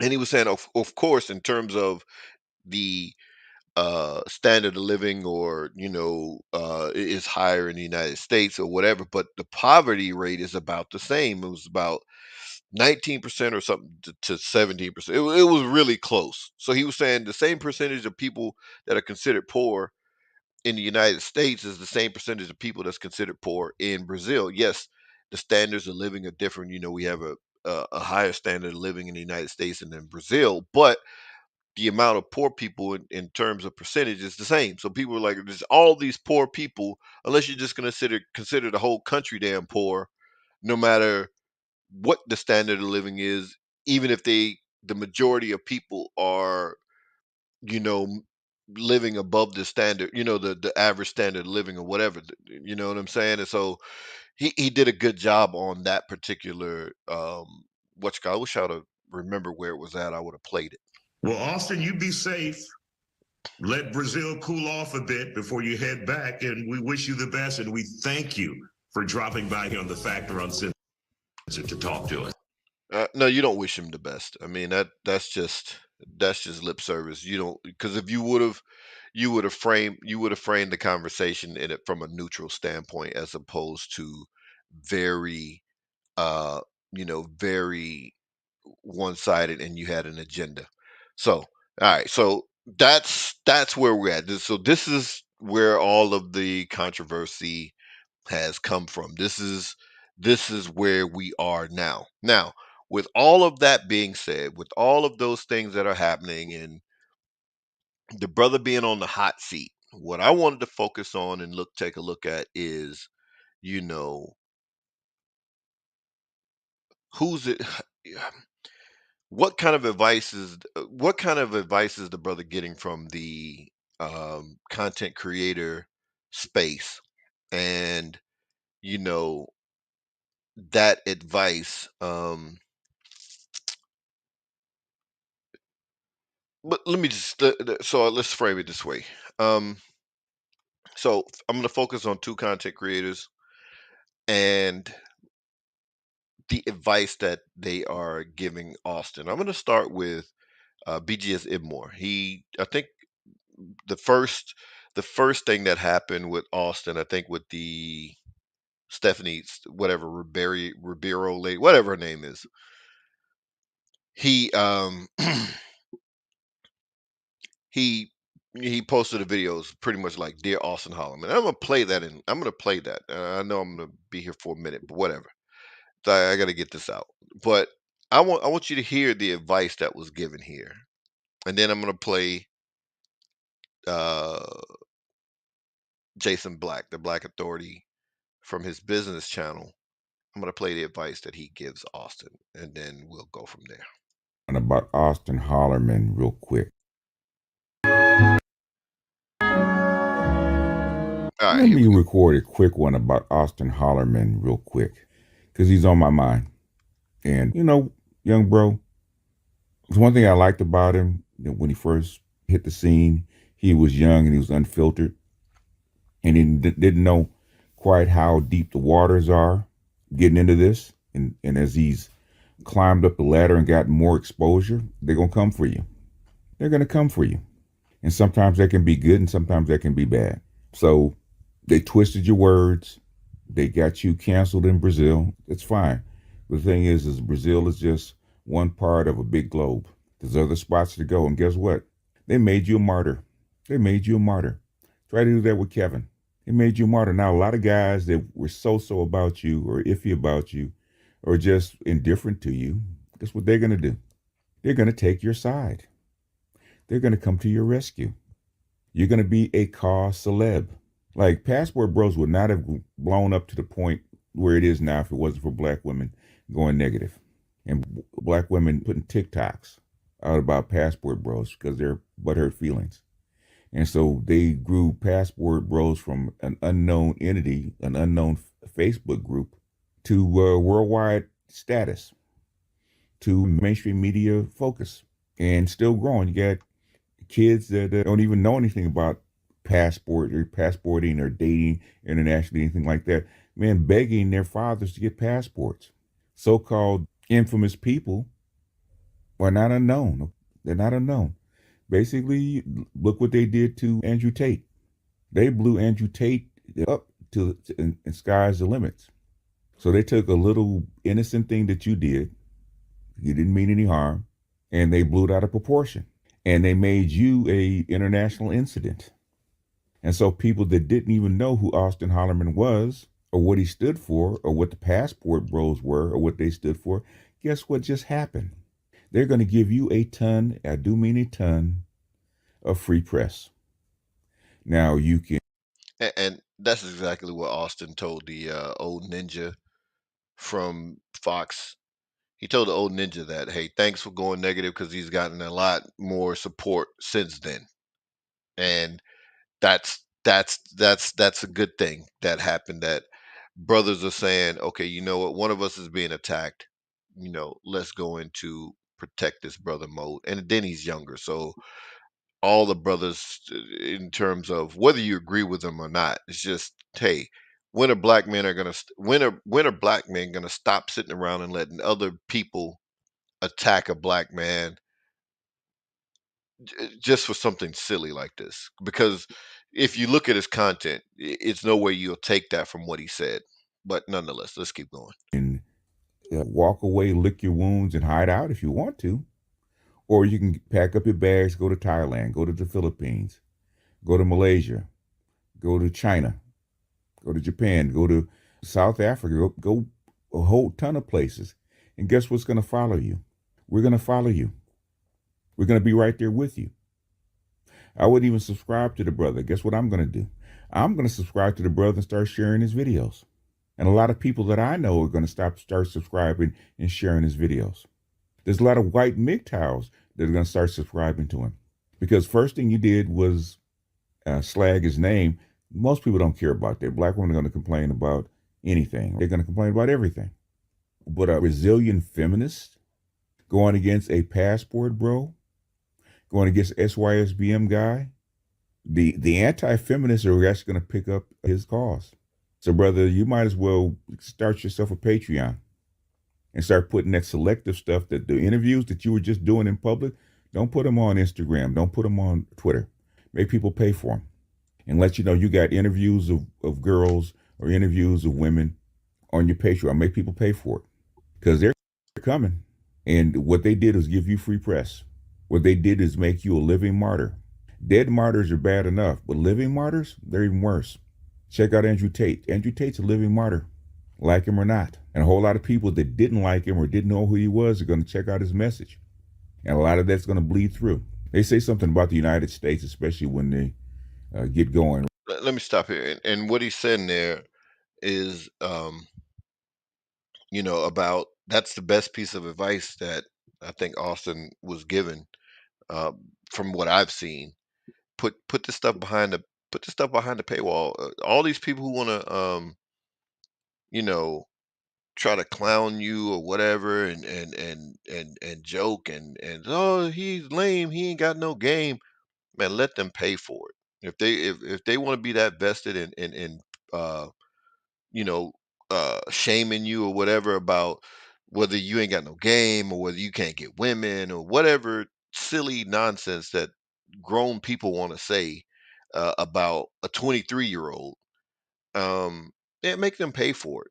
You know what I mean? And like you said again, the free press, brothers who wasn't even supporting you, you probably get their support at this point.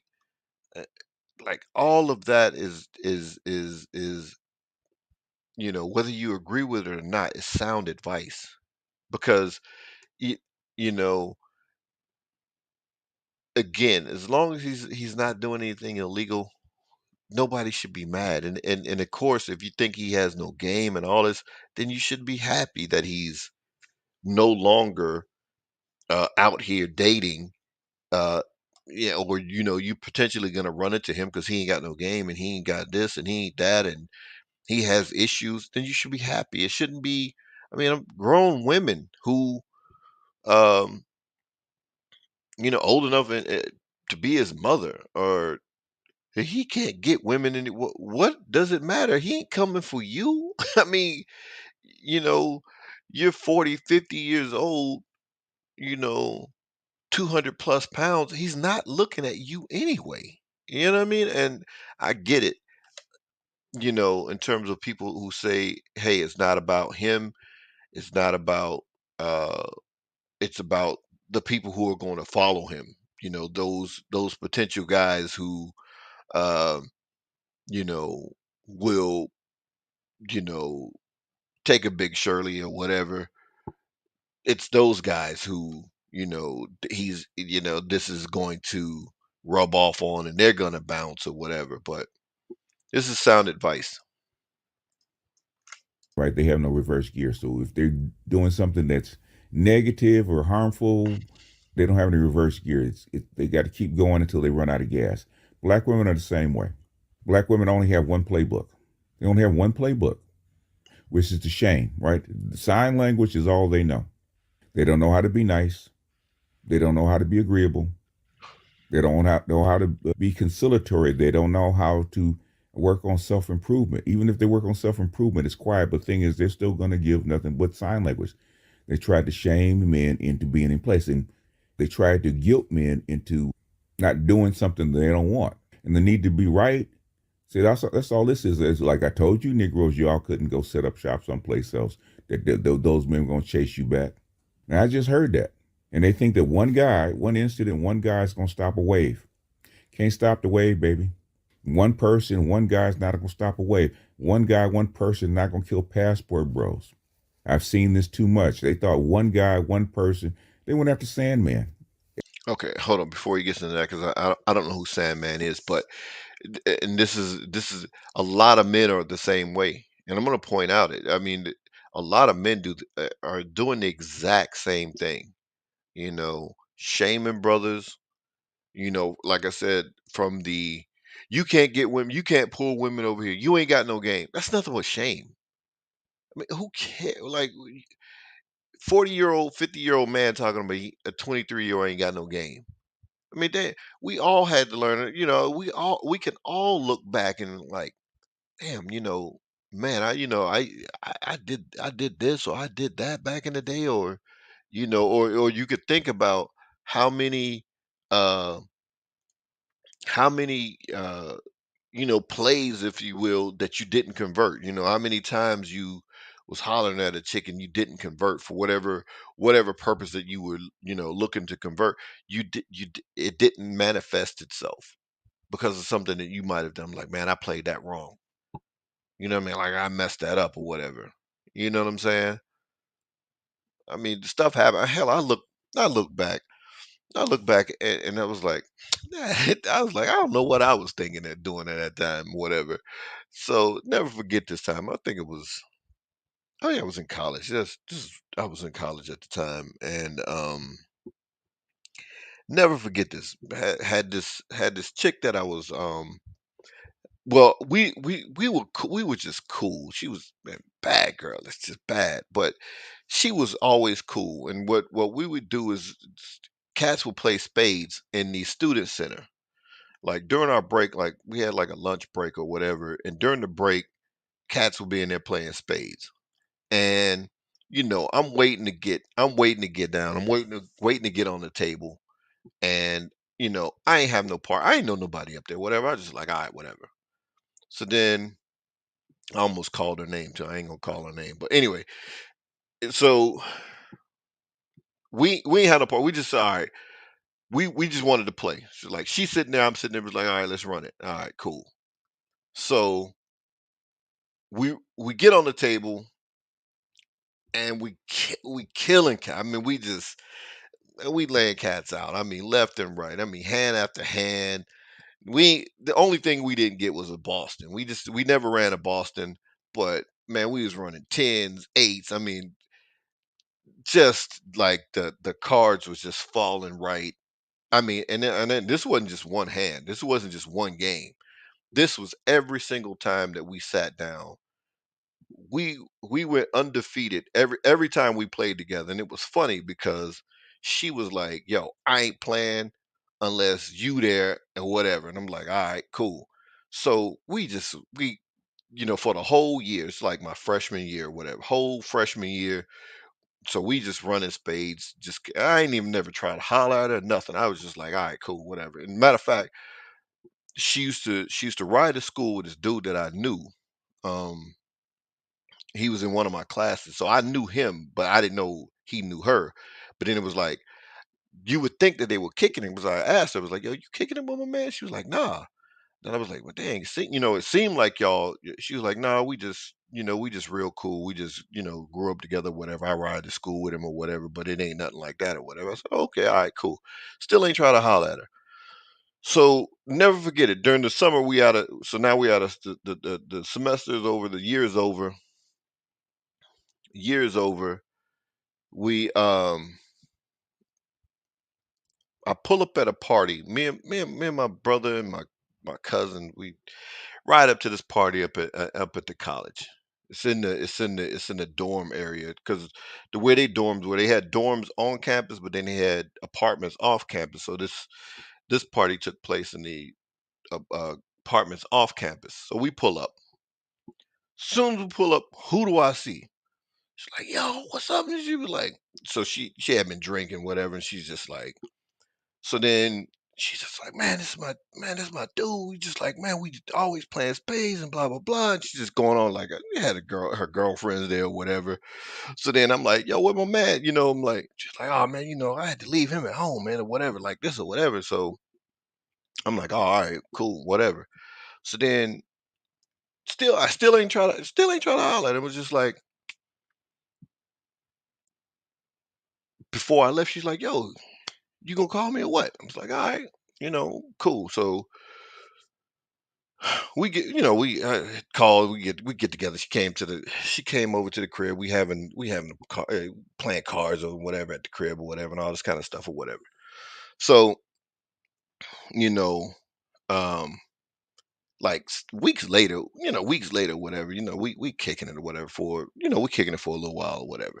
So weeks later, this other girl that went to the college or whatever, I ran into her somewhere and I was like, damn. And for whatever reason, they phone numbers was damn near similar. I'm like, the like first seven numbers were damn the same.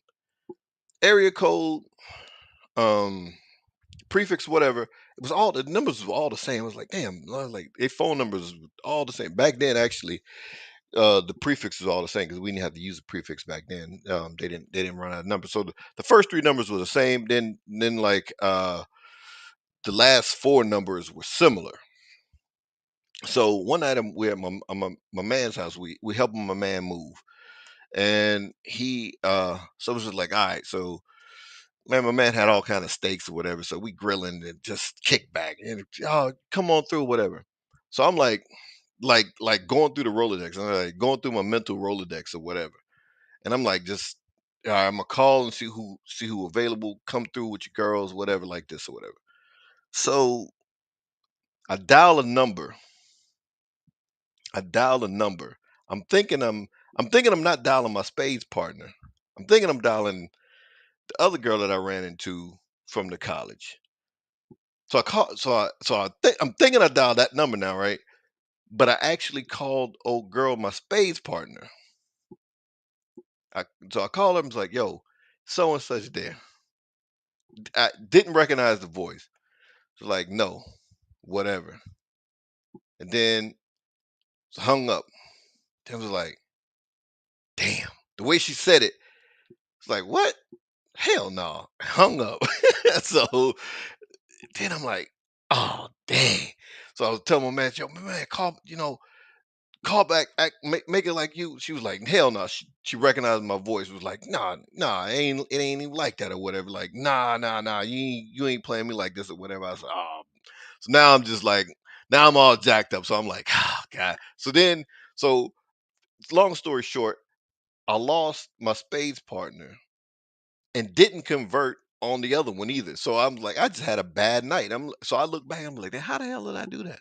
Like I can't believe I called one thinking that, but those things happen. So young dudes, so stuff like that is going to happen with young dudes. You're gonna look back and you made these mistakes. We all have. So all of these dudes who are in their 40s and 50s to act like they ain't never made a mistake or said something off the cuff, because like I said, we didn't have this to get on YouTube and make videos and so forth. And I I I might look at a video sometimes and I'm thinking about one thing and I'm saying something else and I'm like, yeah, how did I was not even thinking it. So you could you can fumble if you're not reading from a script, you're just talking and you're just being sincere, like I said Austin is, then you're gonna make those mistakes. But this is good that it happened to him early. So then moving forward, you know, he can watch out for the snakes again. But let's keep going. As a MGTOW.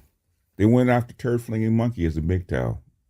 They doxed and did whatever they could to actually go after the MGTOW movement when it was in its nascent formation. 2013, they went after him.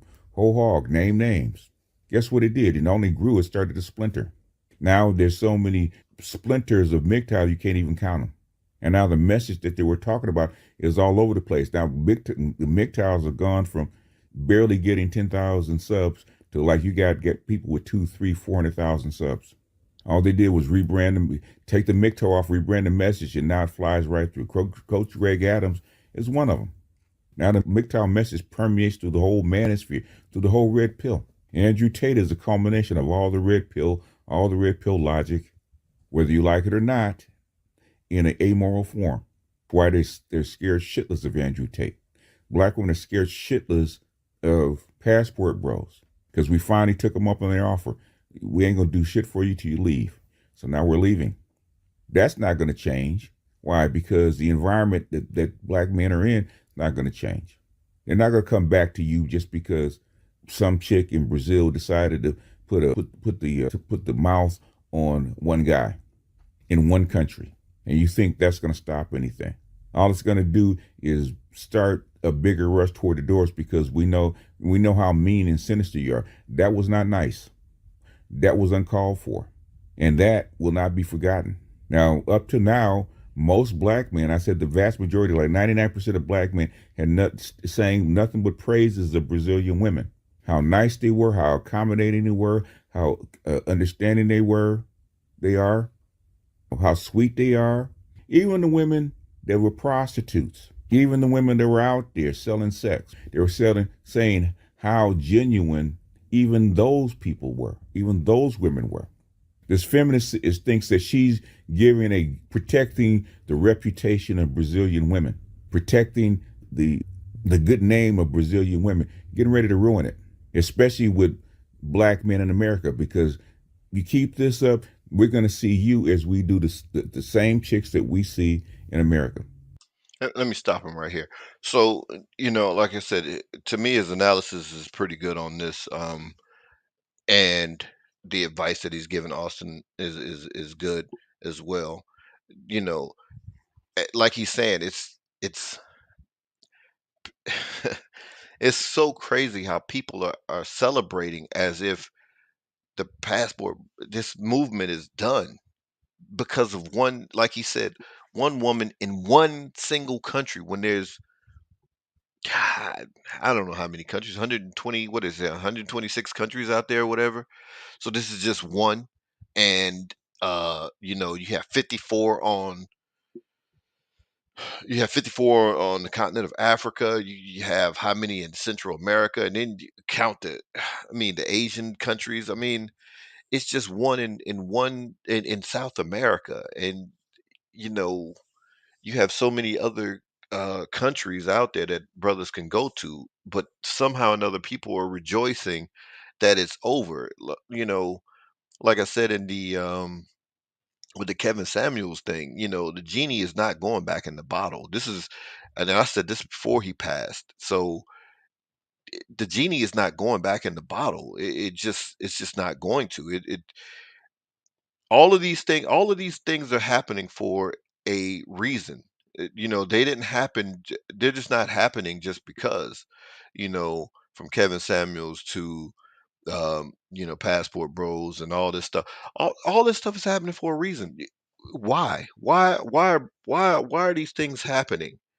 Nobody wants to go back and sit down and look at what was the impetus to cause these things to occur. You know what I'm saying? They don't want to look at that. They don't want to look at what is going on here. Why are these movements happening? But they something has to happen different. Black men and black women can't continue the way they have been for the past 50, 60 years. It just can't continue that way. Where, you know, we just have a breakdown of the family. So if it has to come to, if it has to go to such extremes to where you have to have a Kevin Samuels, saying, "Look, these are what black men are this is it's exposing what black women are, what black women want, the majority of them, and then has taken for some other brothers to say, all right, peace, y'all are good, okay, since y'all are so independent, all right, we out, y'all do you, and we're gonna go over here and do us. This thing is gonna keep going. So after the Passport Brothers, it's going to be something else until the parties recognize, hey, you know what we're doing is not working, so we have to do something else. So black men are doing something else, and if you don't, if the other side, the black women, don't like that, then you have to start to say, you know what, all these things that we're doing, we're rejoicing when Kobe Bryant died. We're rejoicing when Kevin Samuels died. Now we're rejoicing if we think this 23-year-old black man, his life is being threatened in Brazil, or he may be prosecuted in Brazil. We're happy about it. And you don't think that other other black men see this and just like, these are nice people. These are people that I really want to spend time with. Like, no. I mean, like I said, and I'm seeing it from Muslim, where I was like, yo, I'm like, okay, really? This is how y'all are getting down to, and I'm not saying that they're any better than any other women, but my point is that um from them, when they should understand that uh uh that okay, we have to like we have to get married. We just can't be out here playing. And you know life is precious in terms of no matter who it is, that you know up until your last breath, then you have redemptive quality. And for them to celebrate in the way that they did is just, it speaks to their characters. Like, you're just Muslim in name only. You may wear khimar and stuff like this or whatever, but there's no mercy in your heart. That's what I was looking for. That's the phrase that I was looking for.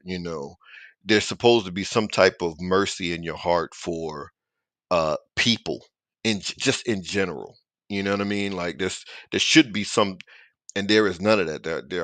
Their hearts are hardened and rust filled, and black. And it's crazy. In other words, then there will be no difference between you and them. And the reason that black men in America go down to Brazil because they want nice, accommodating women that are black. That's why they go down there. They can go any place else in the world. They can go all down Central America, up and down Central America, down in Colombia, down in South America, and get women. Why did they go to Brazil? Because there's black women. But if you're going to act like American black women or start saying the same shit American black women do, then fuck it. Might as well go to Thailand, go to the Philippines, go to Japan, go to Malaysia, go to India, Eastern Europe. Why hold out for black women if you're going to get the same treatment? And that goes for the sisters on the continent. You start cutting up, guess what? Ain't no sense in going there, going to the continent and dealing with the same shit. Don't let your sisters over here convince you to be disrespectful like they are. People think that black men have no place to go. Adult black men in America are only 18 million. Quarter of those are above the age of 50. 20% of those are under the age of 18. I should say 10% of those are under the age of 25. Basically, the biggest group of dateable black men between the ages of 20 and 45, there's only number like 10 million, 10 to 12 million. If you exclude the quarter of them that are married, how about 8 or 9 million? That's nothing against 4 billion women on the planet. It's nothing. Got almost 4 billion women on the planet. That's 9 million is a drop. Hell, they could all move to Nigeria and be absorbed. Nigeria's got 200 million women, 200 million people. Africa has 1.7 billion people. They can all go to Africa and be absorbed in a heartbeat. Hell, they can go to China by themselves and be absorbed. Europe is looking for people. They're looking for first world men of any color. Black men go to Eastern Europe, the Nordic countries. Hell, in Finland, they're giving away scholarships because they don't have enough people. Giving away scholarships, they don't have enough people. Black men could go to Europe right now and be absorbed. Young black men in college could get a free college, get away from the gynocracy, get free college and go to Finland, go to Norway, go to Germany. And as he's saying these numbers, it is putting things in perspective of the number of options that black men have that you know we because black women are always talking about they don't want to settle and so forth and so it's putting in perspective these types of things put in perspective for brothers that no you don't have to settle. I mean just listening to the numbers is staggering. I had already said on one of the live streams I think about can the crisis be repaired or something to that effect, and I was saying about how you know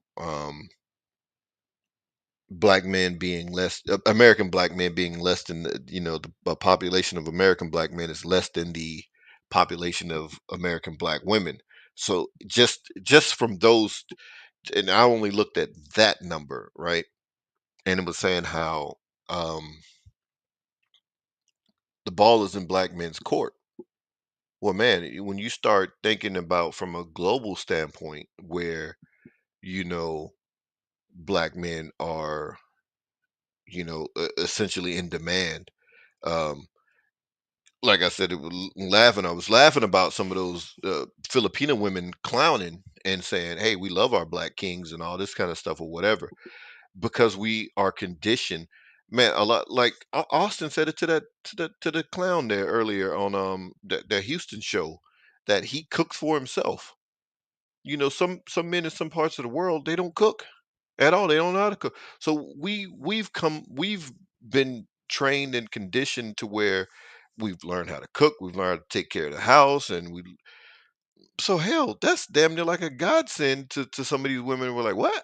These men know how to do this kind of stuff and are willing to do this kind of stuff when their men don't do this. And some of the men from Brazil, or I think it was Brazil, I think some of the brothers was saying how hey they don't like black American men because hey they raise the standards of the women too much. Like hey we kind of treat these women kind of bad. Y'all can't come here and start treating these women good because then they're gonna get used to that and then you guys leave and then now we're left to deal with these women who their standards have been raised and uh you know so we have to fix the problem at that point. Sorry, bro. It's about competition. If we are a better overall man in terms of not just the economic portion, but just what we bring in terms of just dealings with women, you know, and hey, if we're so bad in terms of from black American women, they don't want black male, no problem. Like I said, I don't know what the pushback is for men to sit up here and be upset that other men are just like, hey, you know what? I'm done over here. Have to deal with black women at all. But if Brazilian women want to play this game, by acquiescing to the sisters, by trying to chase black men back to America. That's just not going to work. They're just going to go someplace else. Austin, go to Uganda, go to South Africa, go to Ghana, go to Gambia, go to the go to Thailand. Go. You should be on a flight going to Philippines, getting interviewed by Filipino P right now. The Philippines are recruiting black men to Yeah. come there. Recruiting. And the one place, And before he continues, the Philippines have got black women too. There's black black Filipino. I mean, the hell, some of them are darker than us, just as dark as us here in the states or whatever. You know what I mean? I mean, so if that floats your boat, hell, what they speak over there, Spanish, I think in the Philippines, but uh, whatever language they speak, but there's black women there too.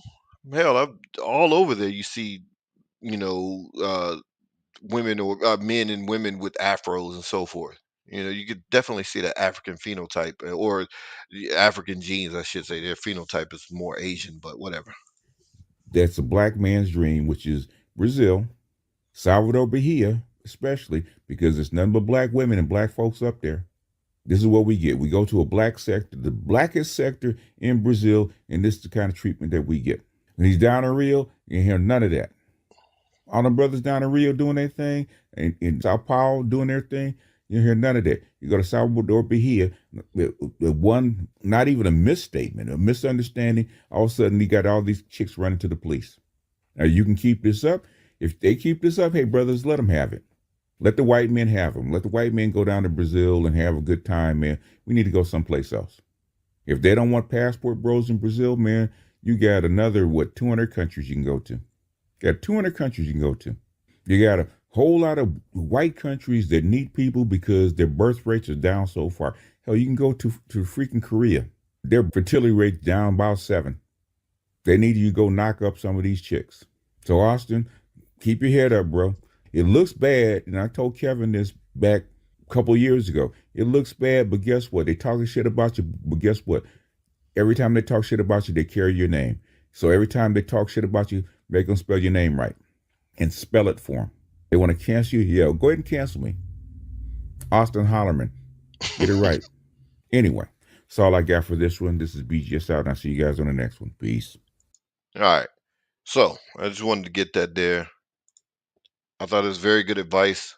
Hopefully, Austin is listening to that advice. I want to play something else by BGS, and then I'm gonna get into the other side. Um, and in this regard, I don't necessarily, I don't even necessarily watch a whole bunch of other content creators. Again, these ones that I saw were um, because of who I follow on social media for the most part, and I saw clips of these things, and I saw tweets and posts, and I was like, "Yo, that's very good advice." Uh, but in this case, I'm going to say that sounds like an elder, someone who has some wisdom, someone who,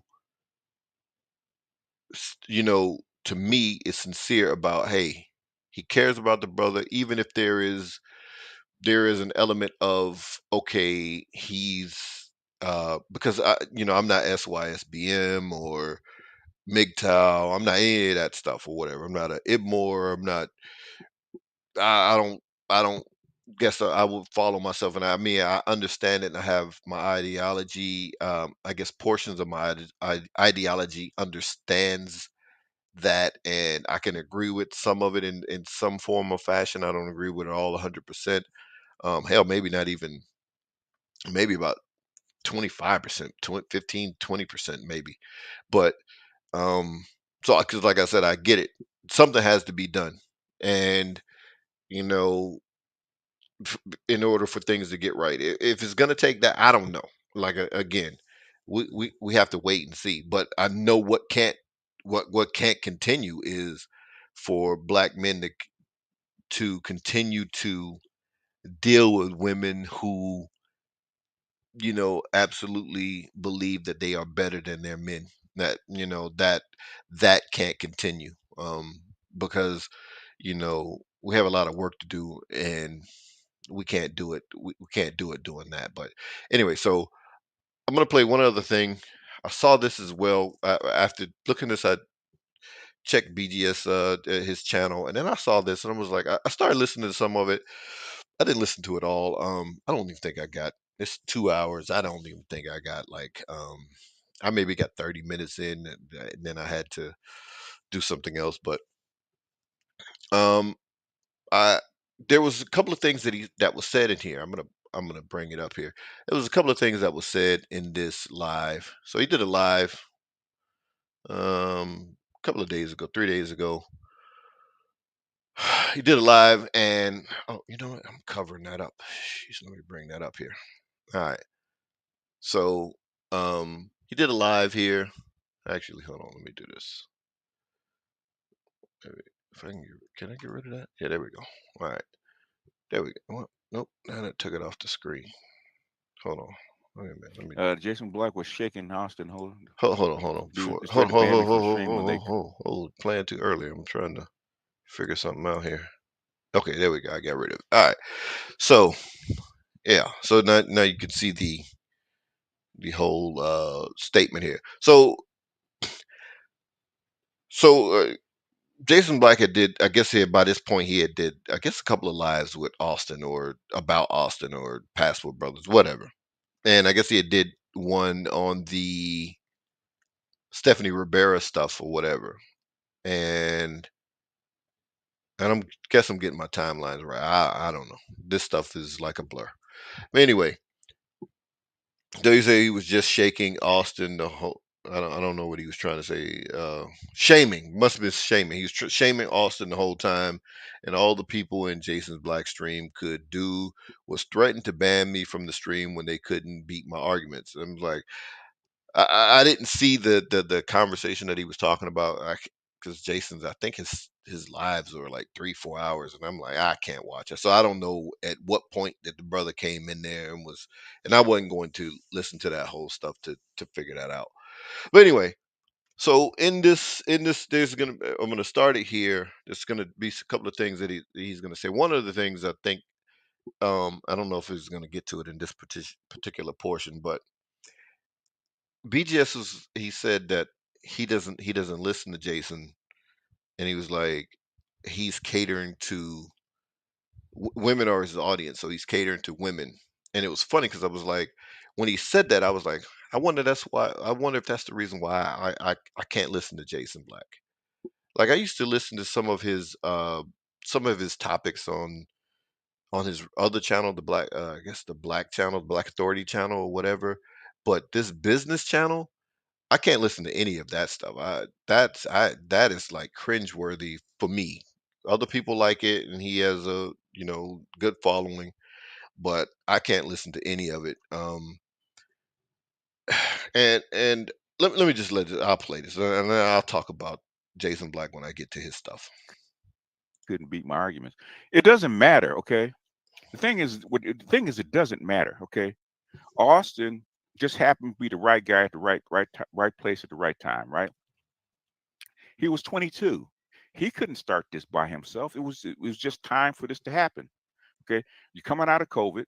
Okay, you basically there's more remote work elsewhere, right? So people are already gravitating overseas, and all Austin couldn't have done this by himself. It's the passport bros got behind Austin. Okay, by himself couldn't have done this shit.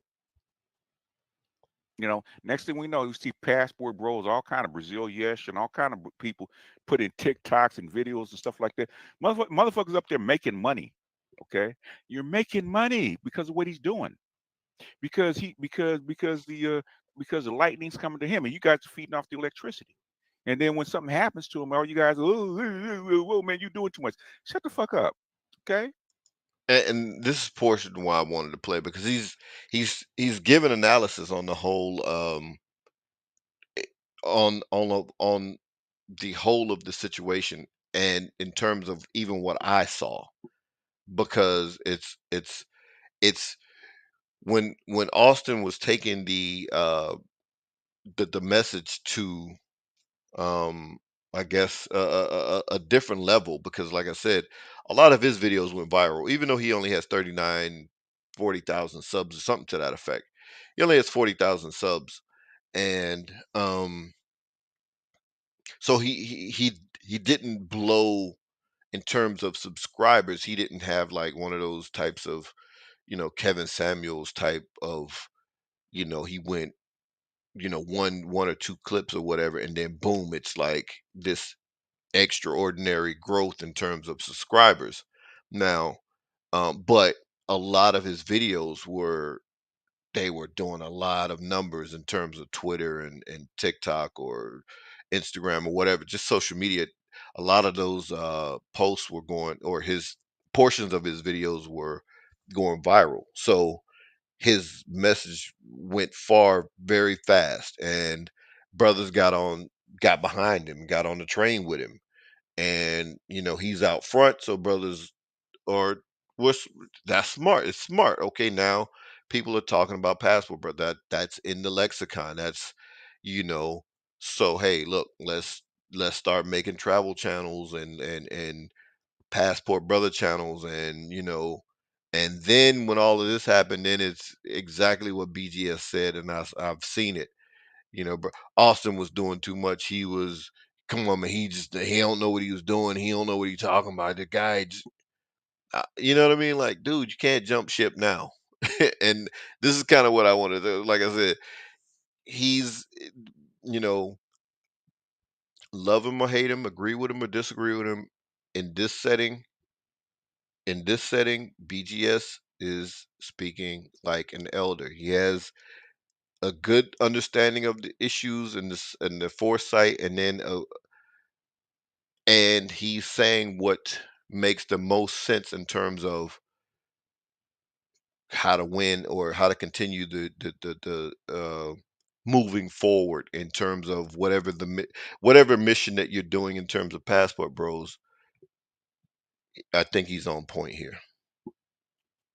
Now, if Austin was just doing his thing by himself, and you guys wasn't playing the TikToks, going in on the black women, shaking your passports and shit like that, which I had no problem with, man, they should be fucking shamed, right? Okay, I can't tell you how many channels popped up doing this shit, and that's what pissed him off. Austin Holleman by himself is nothing. All you guys, got on the bandwagon, having streams and stuff like that, because now all of a sudden, since there's a lightning rod and there's currency rolling through it, hey, everybody wants to make a little bit of money.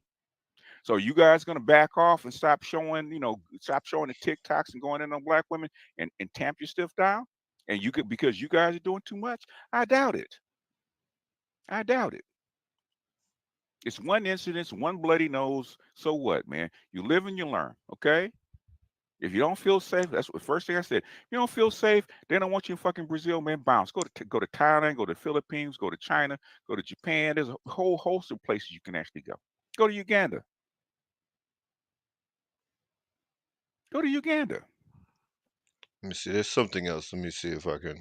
You can't have it both ways. Y'all need to stop being afraid, because y'all wasn't afraid when you was waving your passports. You guys and watching the TikToks and all this other kind of stuff. Y'all wasn't afraid then. Why is everybody scared now?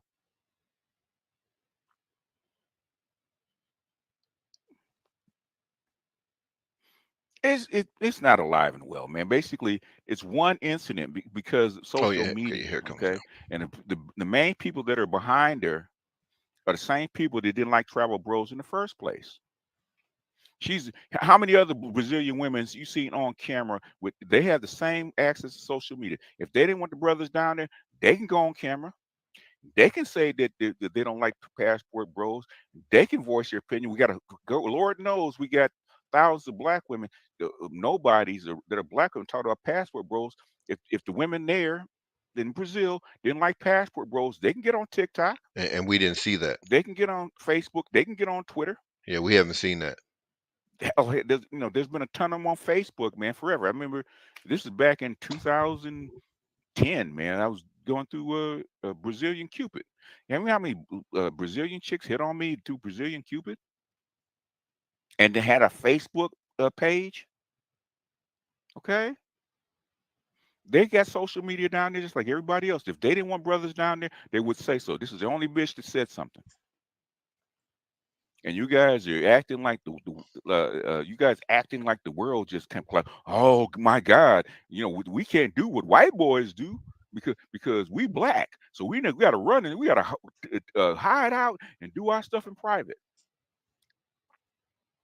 I'm gonna play something about that. There's a brother who put together something that covered that about uh, basically white dudes doing the exact same thing in Brazil that Austin was doing in terms of interviewing women, and it wasn't a problem. But let me see if it's coming up here for what BGS is gonna say here. If not, I'll just say it and I can get to something else.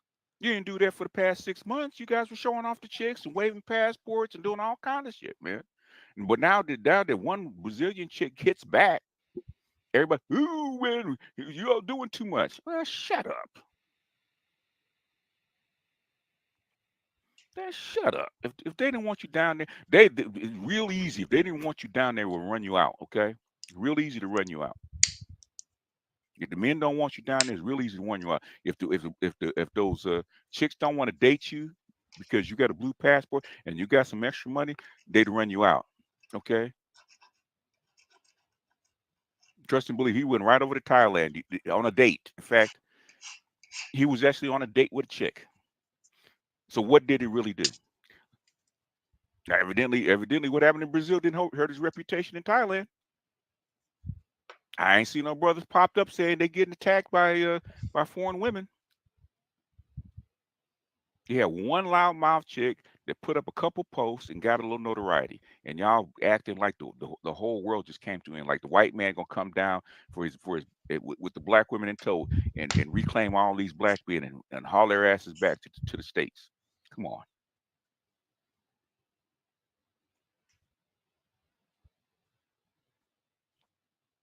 Yeah, they're not concerned about Austin. Man, like I said, Brazil. Look at the comments. There's too many brothers that understand what's going on. Hold on, wait a minute. Is that banner in the way? It might be. Let me turn that off. There's yeah, this look like my life. Let me put myself somewhere. Hold on. Can I do that? Yeah, I'll put it here. No, wait a minute. Damn it. I'll put it there. No, hell no. Let me put it there. All right. Now maybe that'd look better. All right.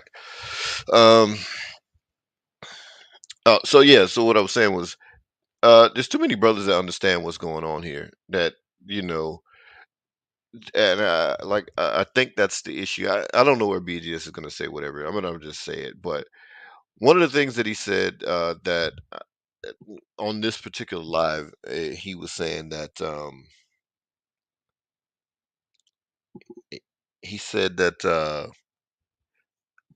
think he called him conscious. He either called him conscious or pro-black. I can't remember. But he said conscious because he was talking. Somebody else made a comment about Jason Black, and he was like, "Yeah, the conscious brothers and the game brothers, they want you to stay in the matrix. They want you to sit here and take this and put up with it. They don't want you leaving.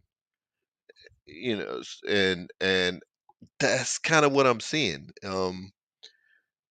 Those who claim I'm pro-black, even though these brothers are saying a lot of these brothers are saying they're trying to get with other black women in different, you know, even from a standpoint of going to Africa, that Umar should be happy about that. That American black men are saying they're going to get a black woman from Africa.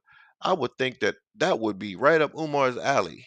But even with that, that dude is still complaining, and it's like, huh?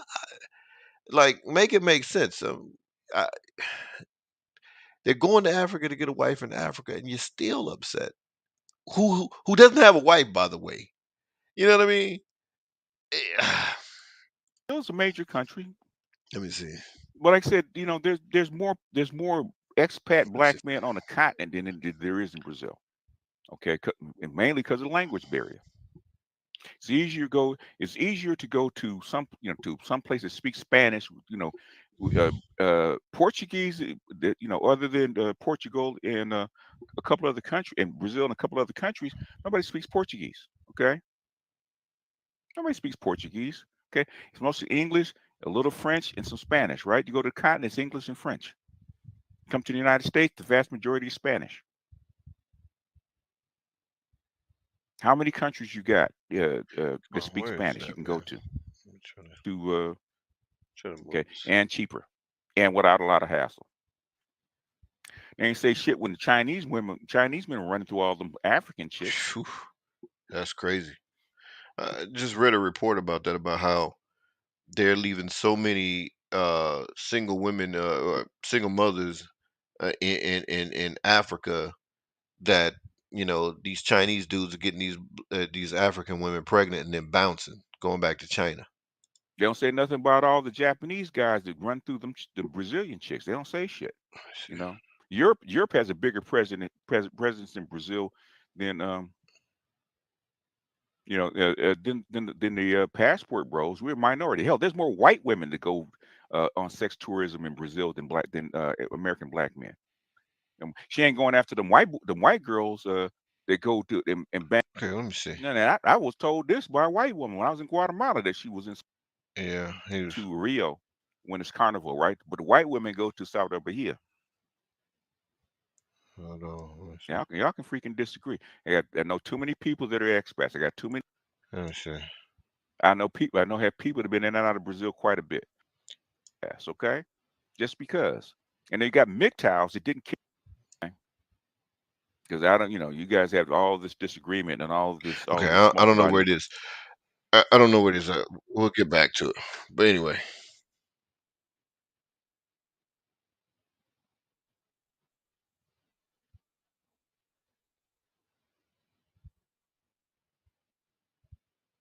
okay, I can't find it.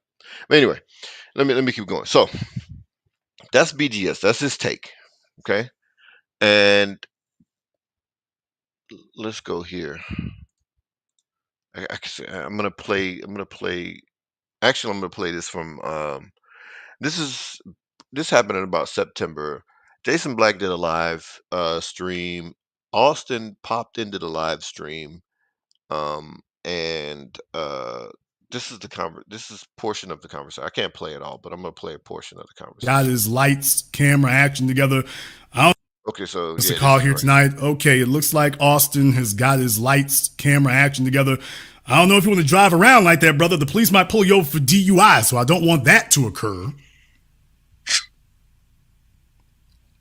Go ahead and speak.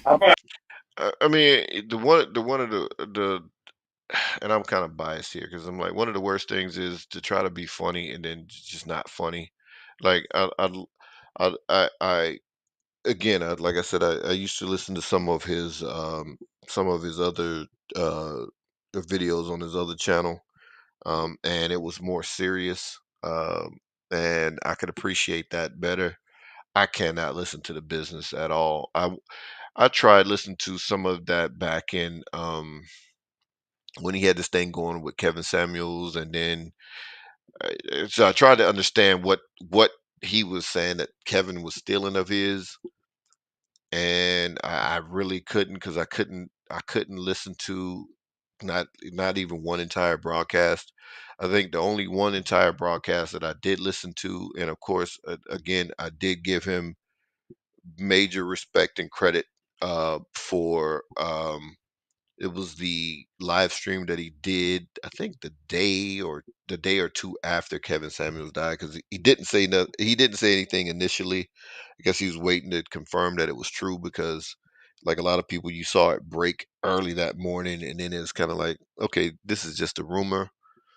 Then it was confirmed later, and I think he did that maybe, so he maybe waited a day or so, but he did a live stream like I can't even remember the name of it, but in that live stream, it was I thought that was a good look, um, in terms of black men that who had disagreement, but then you know one the black man that you had a disagreement with or whatever, he died, and then not in that regard, you didn't um, continue to have the beef and back and forth, and that just showed that is the man thing to do in terms of we're all black men. So at the end of the day, you know, there's a black family that lost that black man, and again, you know, uh, very well could have been any one of us.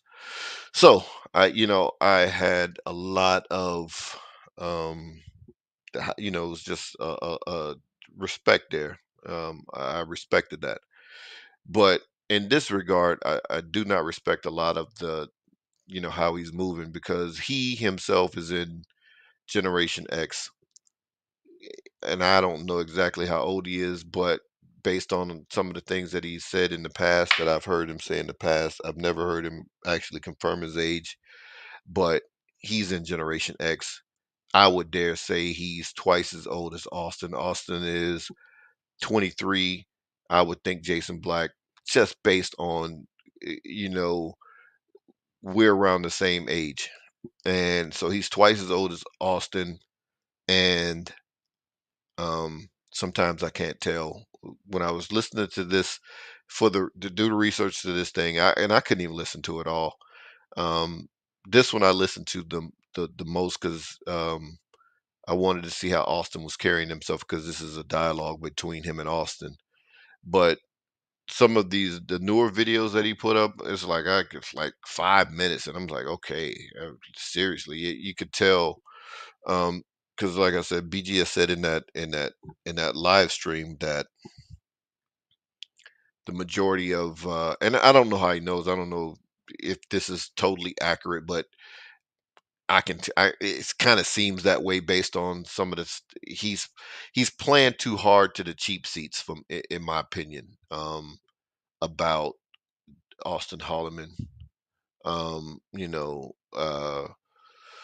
But anyway, let me let this play. This is where they kind of, this is like an hour or so into a live stream that he did back in September of 2022. And this is where Austin. I guess the name of this. By the way, then I'll tell you the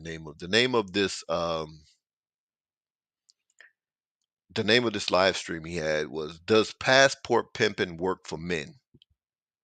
So he already came in with an agenda with the title. So and I heard I heard clips of some of the stuff that he had said even before that live stream came out that he you could tell he had a particular bug up his butt about dudes going dudes going overseas. And like I said, I don't understand why other men are having an issue with dudes leaving and going overseas for whatever reason. Hell, even if they're paying for it or quote unquote tricking, even if they are doing that, I'm like, damn, is that man's money? If that is what that man wants to do with his money, why is it an issue for you? That just screams womanly. That just screams something that a woman would just be upset about. That a man that you do not know is spending his money in a fashion that he sees fit, and you have an issue with it. Unbelievable to me. All right, so here's All right. Austin. I So don't I want to want to get you in a say, bind. It's a Friday night and you got the lights on in the cabin in the car, so I don't want you to make the news. But what's on your mind? no, no, I'm fine. I'm down to people. Thank you Okay. for bringing me on. But I do want to say, yes, feminism is all around the world. But I think we can both agree that the United States is the home of feminism, and the biggest population of feminists is going to be in the United States, right? No, because feminism, as we call it, is a part of female nature. So when you're talking about isolated elements, for example, when we Okay. talk about Man, this is so disingenuous. He knows Austin is talking about the feminist movement when he's saying feminism. Man, when people come on, man, he started the conversation, and I thought he started the conversation off disingenuous. And I said that when I first heard, I was like, he knows what the brother is talking about. This is where we had a lot of countries take their cues from the United States. I mean, all of the big feminist type movements start here for the most part. Me Too, Time's Up, the feminist movements back in the early 1900s, whatever they want to call it, second, third wave feminist, whatever, the 60s move, the feminist movement. I mean, people are taking their cues from the United States. So I was like, oh man, here we go. About matriarchy. You find a stronger matriarchal culture in Listen, and then he Japan switched to than you've ever. matriarchal. I almost want to stop it again because I'm like, oh, I can't take that, man. That's moving the goalpost 101. Found in America, and that one is historical, going back to Edo and going back to the shogunate. That in Japan, you have a much stronger matriarchal culture, and those women run He said nothing about matriarchal culture, man. He said feminism, and you know what he was talking about. This is crazy. those societies over there to the point that the men All are right. chasing video game I know. women. Just say So all if you right, talk bro. about feminism, we're really talking This about is just female babble. nature codified into a social or political structure. Babble. So I would suggest to you, actually, to the contrary, I can show you places where that is much stronger than in America. Babble. Okay, well, can we agree that birth control and abortions are part of feminism? Well, sure. That's I not guess. female nature. It's not natural to take a birth control pill. What are you talking about? No, what is natural is to want to exercise power and control. Okay, he said exercise power and control. He's getting ready to do it again. This dude, he always talks about being raised by, and like I said, I had respect for him for the Kevin thing, and I still do. But this here, this is crazy because he says power and control. And then watch what he did. I'm gonna, let me just rewind it. Watch what Austin says about birth control and abortion, and then watch what Jason Black says. Keep in mind what he says here. Talking about. No, what is natural is to want to exercise power and control. Wait a minute, hold on. Let me go back. Show just you so places can where hear it. that is much stronger than in America. Here we go. Okay, well, can we agree that birth control and abortions are part of feminism? Well, sure. That's I not guess. female nature. It's not natural to take a birth control pill. What are you talking about? Okay, now listen who mentions power first. Let me go back. I meant to say that. Watch who mentions power first. Talking about. No, what is natural is to. Are part of feminism. Well, are part of feminism. Hold on. So I would suggest to you, actually, to the contrary, I can show you places pay where that attention is who much says stronger power than in first. America. Okay, well, can we agree that birth control and abortions are part of feminism? Well, sure. That's not female nature. It's not natural to take a birth control pill. What are you talking about? No, what is natural is to want to exercise power and control. And females. Not for women. Women do not handle power. They have the ability to be in power positions. They're not in power positions in abundance. No, sir. Okay, let me say this one more time. Control, sir. Now look how he switched it when he gets caught. He said control, sir. Jason said power and control. Then he comes back. Let me say it one more time. Control, sir. No, dude, you brought up power. Control. Women as a group do not want power, which is what you just said. No, because with power comes responsibility. Women, however, do want control.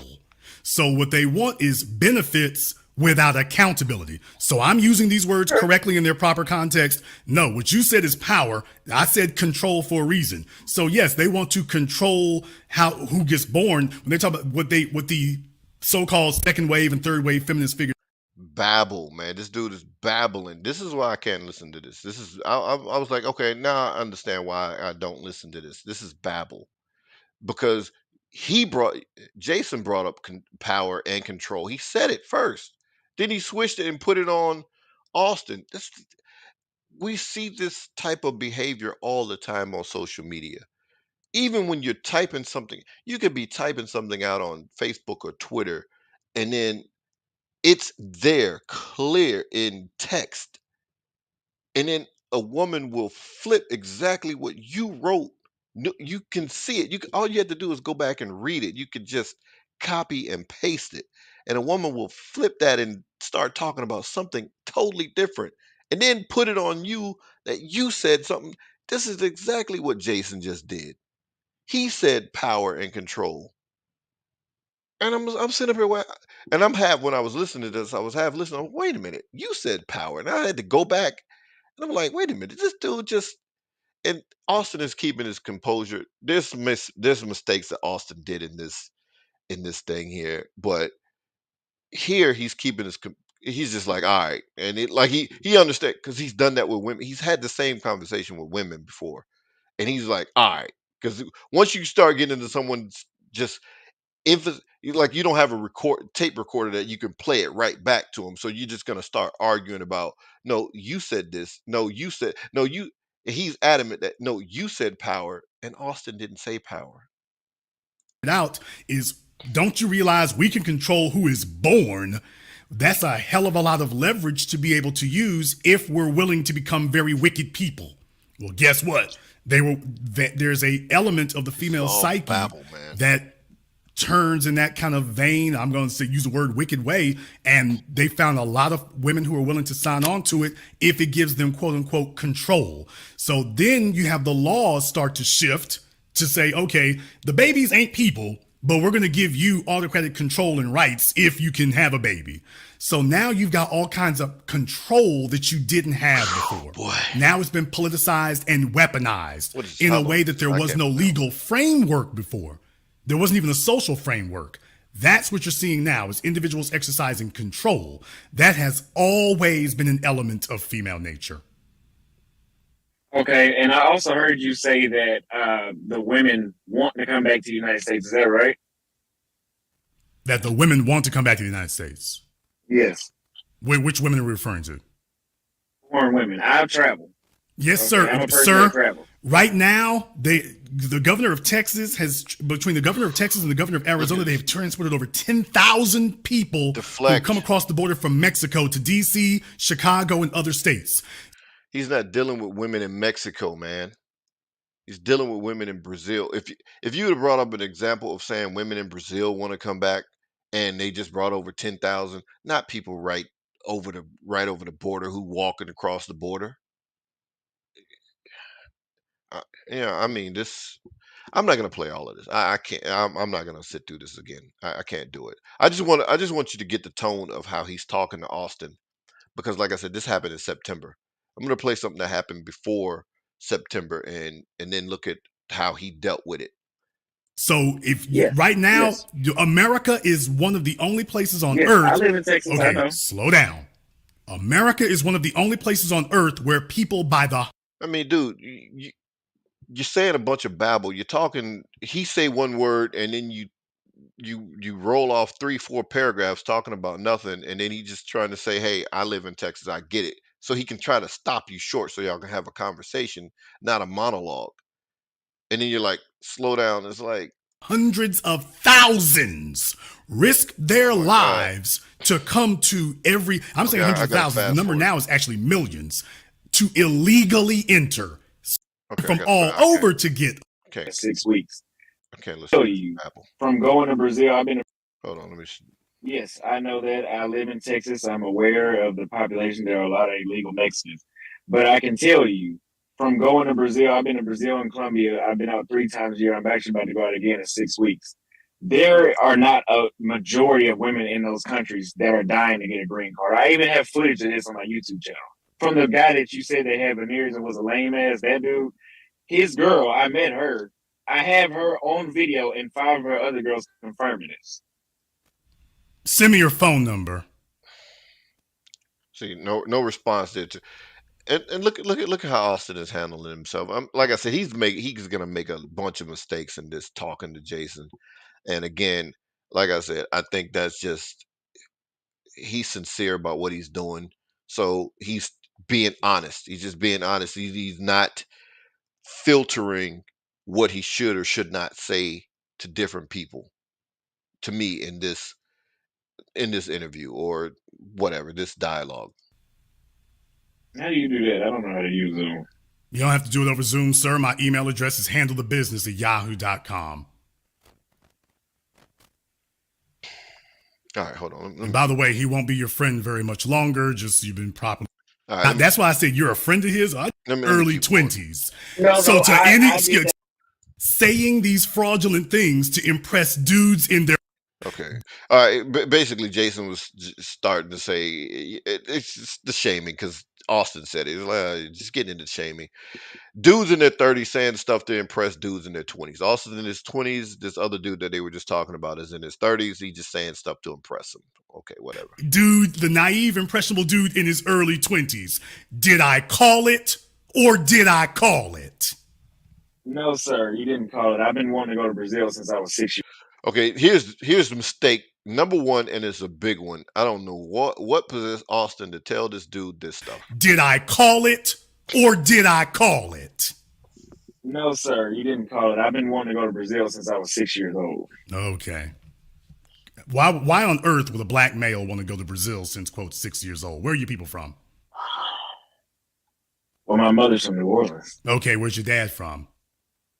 He's from Fort Worth, Texas. I'm born and raised in Louisiana, lived in Dallas, Texas. There's none of us who ever wanted to go to South America at 6 years old. What you trying to pull? What did you know about? What did you even know about South America? What is that? What is that? Exactly. What did you know about South America? Exactly. What is this proving? I mean, it's more babble, but Austin walked into a big mistake here. 6 years old from a mother from New Orleans. I'm very intelligent, so I guess maybe I just know about the geography. Okay, that's not an answer, sir. What did you know about Brazil at 6 years old, sir?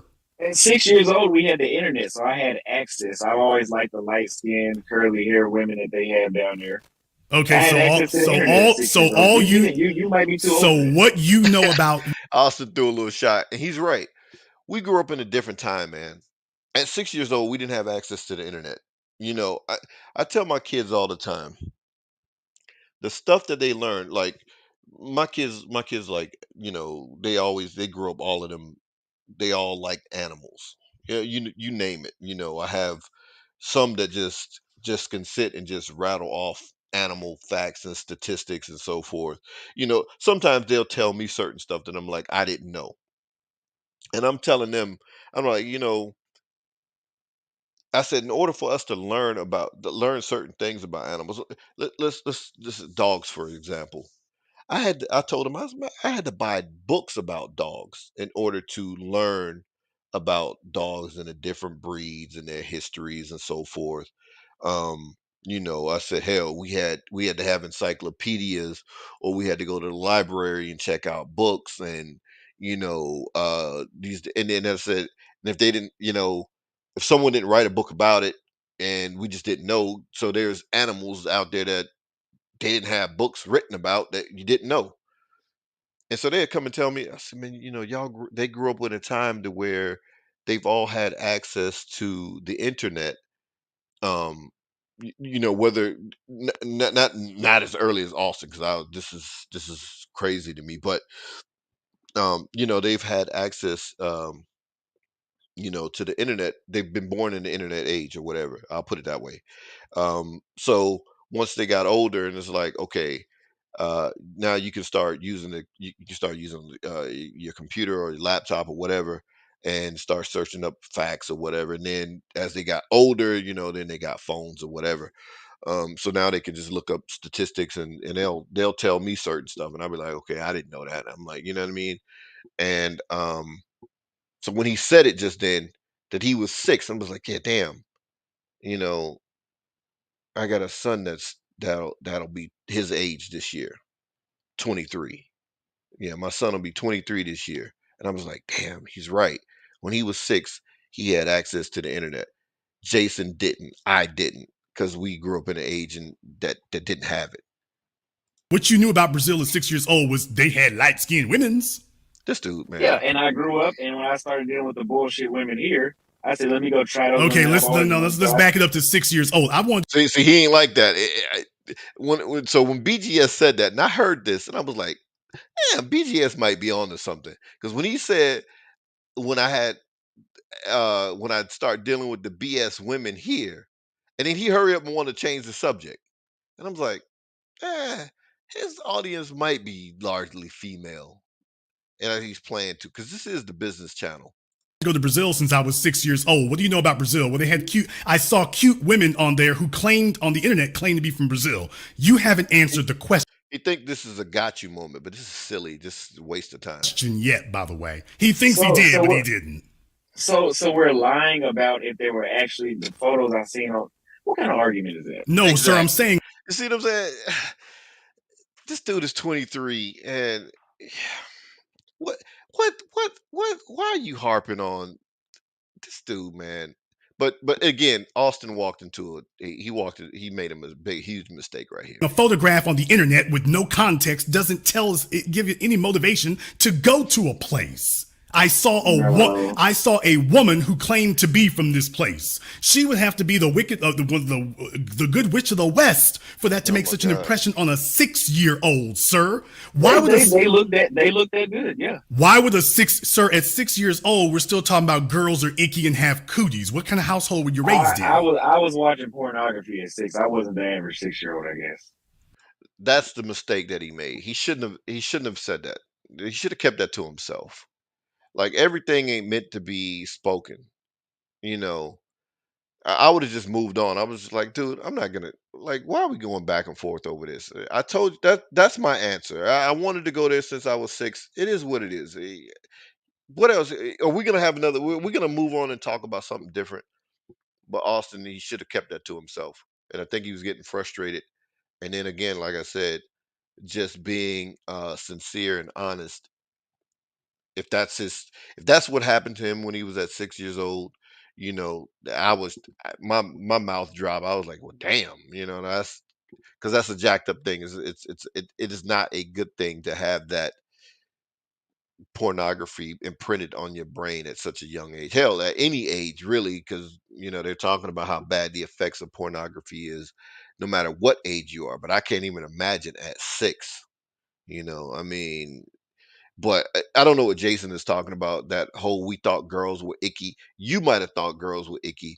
Hell, how many times have we seen it? And it's probably happened to many brothers out there because it's happened to me when I was young. And I'm like, I wouldn't let anybody say that about my sons or definitely not my daughters. But um, I would stop them in their tracks.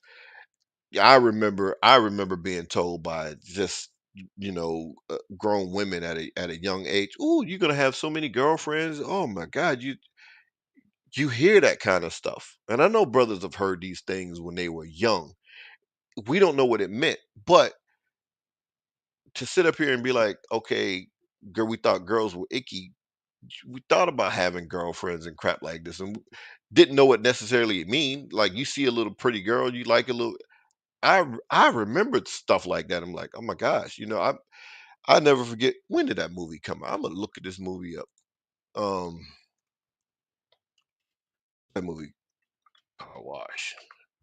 Movie Car Wash. When did that come out? Oh, I gotta look this up. I can't even remember when it came out. Movie came out in 1976. Okay. So this movie came out in 1976. So I was about 3. I didn't see it then. I think I remember seeing this movie before 1980, so that would have been about 79, 78. As a 5, 6-year old, I remember watching this movie and seeing um the chick Mona Lisa in that movie, um, and was like, she's pretty. I remember that. So people are different. So Austin saying watching porn that's out there, because I ain't see nothing like that or whatever. But I just remember, you see little girls. Oh, she's pretty. In just because what they say, children recognize beauty. They recognize a beautiful face. So having the words to be able to say that doesn't mean that it's in a sexual nature or anything like that. But sitting up here saying that we think girls are icky, that dude's lying. That dude's not telling the truth. But so they're on two different extremes. One is talking about girls were icky at 6, and I ain't saying that we were thinking about doing anything with girls in a sexual nature at 6 or whatever, but I remember saying I would, if I saw a little girl that was pretty, she's pretty, or remember specifically because I love that song by Rose Royce. I want to get next to her, and they would play that song whenever old girl Mona, I think her name was Mona from the diner. If you know that movie, you know the scenes I'm talking about when TC would go into the diner and see Mona in the diner, and it was like, Mona was pretty, and it didn't go no further than that because obviously I didn't understand it, but I understood enough to be like, to see a pretty woman and say, "Hey, she's pretty." So Austin is he's not he's not far fetched. This icky stuff, I don't know what Jason is talking about. Tell me more. Okay, wait a What minute. do you want to know, man? All right, so he just went, and they're gonna harp on this crap for a long time. I'm gonna try to guess where they stop talking about that because he just tried to nail Austin to the wall about watching porn at 6, and then he try to, hey, paint his parents as some type of, bad deviant parents. He didn't come out and say it, but he should have just went ahead and said it and been done with it. But he tried it, trying to trip him up like but Austin shouldn't have said that. That you just keep that to yourself. That you're trying to do. Uh, Okay, yeah, hold on. Yeah, It he just makes them look bad. It really, really no, does. I'm not fake flexing with, but let's get back to the travel topic because this is a never ending shaming subject that you're trying to exactly. do. Uh, you say that the dudes going down there, they can't win at all in the States, right? Most of you have jaded, perverted So backgrounds. And in what do you think? America, your particular form of kink is either illegal or the females don't really dig it. So, yeah, they have to go run to other places where they can hide out and perform their particular practices. And man, that sounds nothing but that sounds like I came out of a woman's mouth. Like that, like what? What are you? Where you get this stuff from, man? I mean, Come on, man. Matter of fact, I'm done with this. I only played that because I wanted you to see how he dealt with Austin. And this, like I said, this was in September 2022. And I'm gonna play something by I'm gonna set this clip up here. This clip next clip I'm gonna play comes from Omawale Africa's channel. He did this live stream talking about how Jason Black got buck broken on Twitter Space. So Jason Black was doing some Twitter Spaces. Twitter has this um, a function that you could use, and you can host like a digital conference room or whatever, kind of like all of them. I guess all of them have this kind of stuff, but it's kind of like Clubhouse. I guess it was meant to compete with Clubhouse. And so he did a couple of Twitter Spaces. In fact, they ran him off of Twitter Spaces. He don't even do them no more. Matter of fact, I think he removed them. They used to be there on Twitter that you can go back and listen. But anyway, so there was this. It was going on during probably about this happened about around June, maybe perhaps July, somewhere in that time frame or whatever. But anyway, so there was this group of so this is all dealing around reparations. I'll put it that way. This is where you have your different factions of um, Black Americans who are fighting for, or on the reparations train. You have ADOS, FBA. You have some people that call themselves freedmen. You have some people that call themselves. They were talking about secure the tribe, meaning they were saying that they were kind of like, I guess, American Indians or Native Indian, whatever, Black Indians, whatever. So this happened with, I guess, Secure the Tribe. So they were all following like Jason Black, Tariq Nasheed, all in those circles or whatever. So Secure the Tribe, they were saying they were using the term B1, and that term, I guess, was uh, popularized by either Jason Black and Professor Black Truth, whichever one. But I think they both used it. So people who kind of followed them would, kind of say B1, Black first. So the Security Tribe dudes, I guess, they took B1 to mean Black American first. So you saying Black first, so they're saying, oh, Black American. They thought it meant Black American first, or we're talking about ourselves first. So then Jason Black held on June 8th, I believe it was, he had a Twitter space about, and again, like I said, it's gone, and maybe it's around somewhere. I didn't listen to it all. I listened to a few minutes of it, and then I was like, okay. to understand what he was talking about. He was explaining what B1 meant because he's the originator, he's the creator of that term. So he wanted to explain what it meant. And once he explained what it meant, the Secure the Tribe dudes were like, hey, hell no, we ain't with that. And they called it Pan-Africanism 2.0. They were like, we ain't with no forms of Pan-Africanism. Jason Black can keep that B1 stuff. We ain't with it. And so then he did a Twitter space the next day because he was getting blasted. People were going off on him, and he did a Twitter space the next day or the day after. I think one was on the 8th, and then the next one was on the 10th or something to that effect.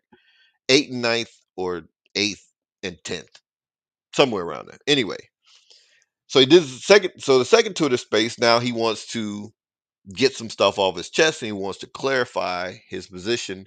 And this is what Omar Wali was talking about, where he was buck broken. Now, Omar Wali, he picked up on it like I did back then, because it was just like, okay, that's weird. The second Twitter space, because I'm watching this in real time too, so I noticed the same thing that Omar Wali did. I just didn't make content about it because it was just like it was irrelevant to me. But Omar Wali made content about it, so I'll let him explain exactly what was going on. That you can kind of use. We saw it real time, but I was just kind of like, you know. But Omar Wali, he reacted to it. So here we go. Very, very important, because what I want to show you here, I said I was going to break down how this Jason Black dude was buck broken in real time. And my co-host had one half of Think Champs just pulled up. My guy, Professor Emo Odo, was in the back, bro. Let me know when you're ready. I can pull you up on the stream, and you can, because I'm about to show a couple of clips, and I don't want to keep you in the back too long. So just let me know when you're ready. Just put something in the private chat, and I'll pull you up on the stream. But so essentially, Jason Black, he felt the pressure. So okay, let me say this before. So it was June 9th, the second one. It's like I said, 8th and 9th. So the first Twitter space was on June 8th. The second was on June 9th. Now, this I don't know if you could even find this tweet anymore, but see, the Twitter spaces were recorded. You can see that the Twitter spaces were recorded. It says play recording there. Meaning, so you can go back and play the whole entire Twitter space. He removed the Twitter space. You can't find it anymore. It's gone, because I was going to play it and just let you hear the first one and then the second one. But I forgot. I remembered. I said, oh, yeah, I think I did see Omar Wali do a what you call it about this or whatever. So anyway, so here we go. Following day, he went on to Twitter and he wrote, "I have a few things on my mind, and no, it cannot wait." So he said, "I'm going to host a space tonight at 8 p.m. The name of the space was "Getting Something Off My Chest Regarding Blackness, B1, and Black First." All right. That was my Jason Black voice, by the way. Yo, if y'all in here, make sure y'all go ahead and smack the like button, because I have a few of the clips that I want to play.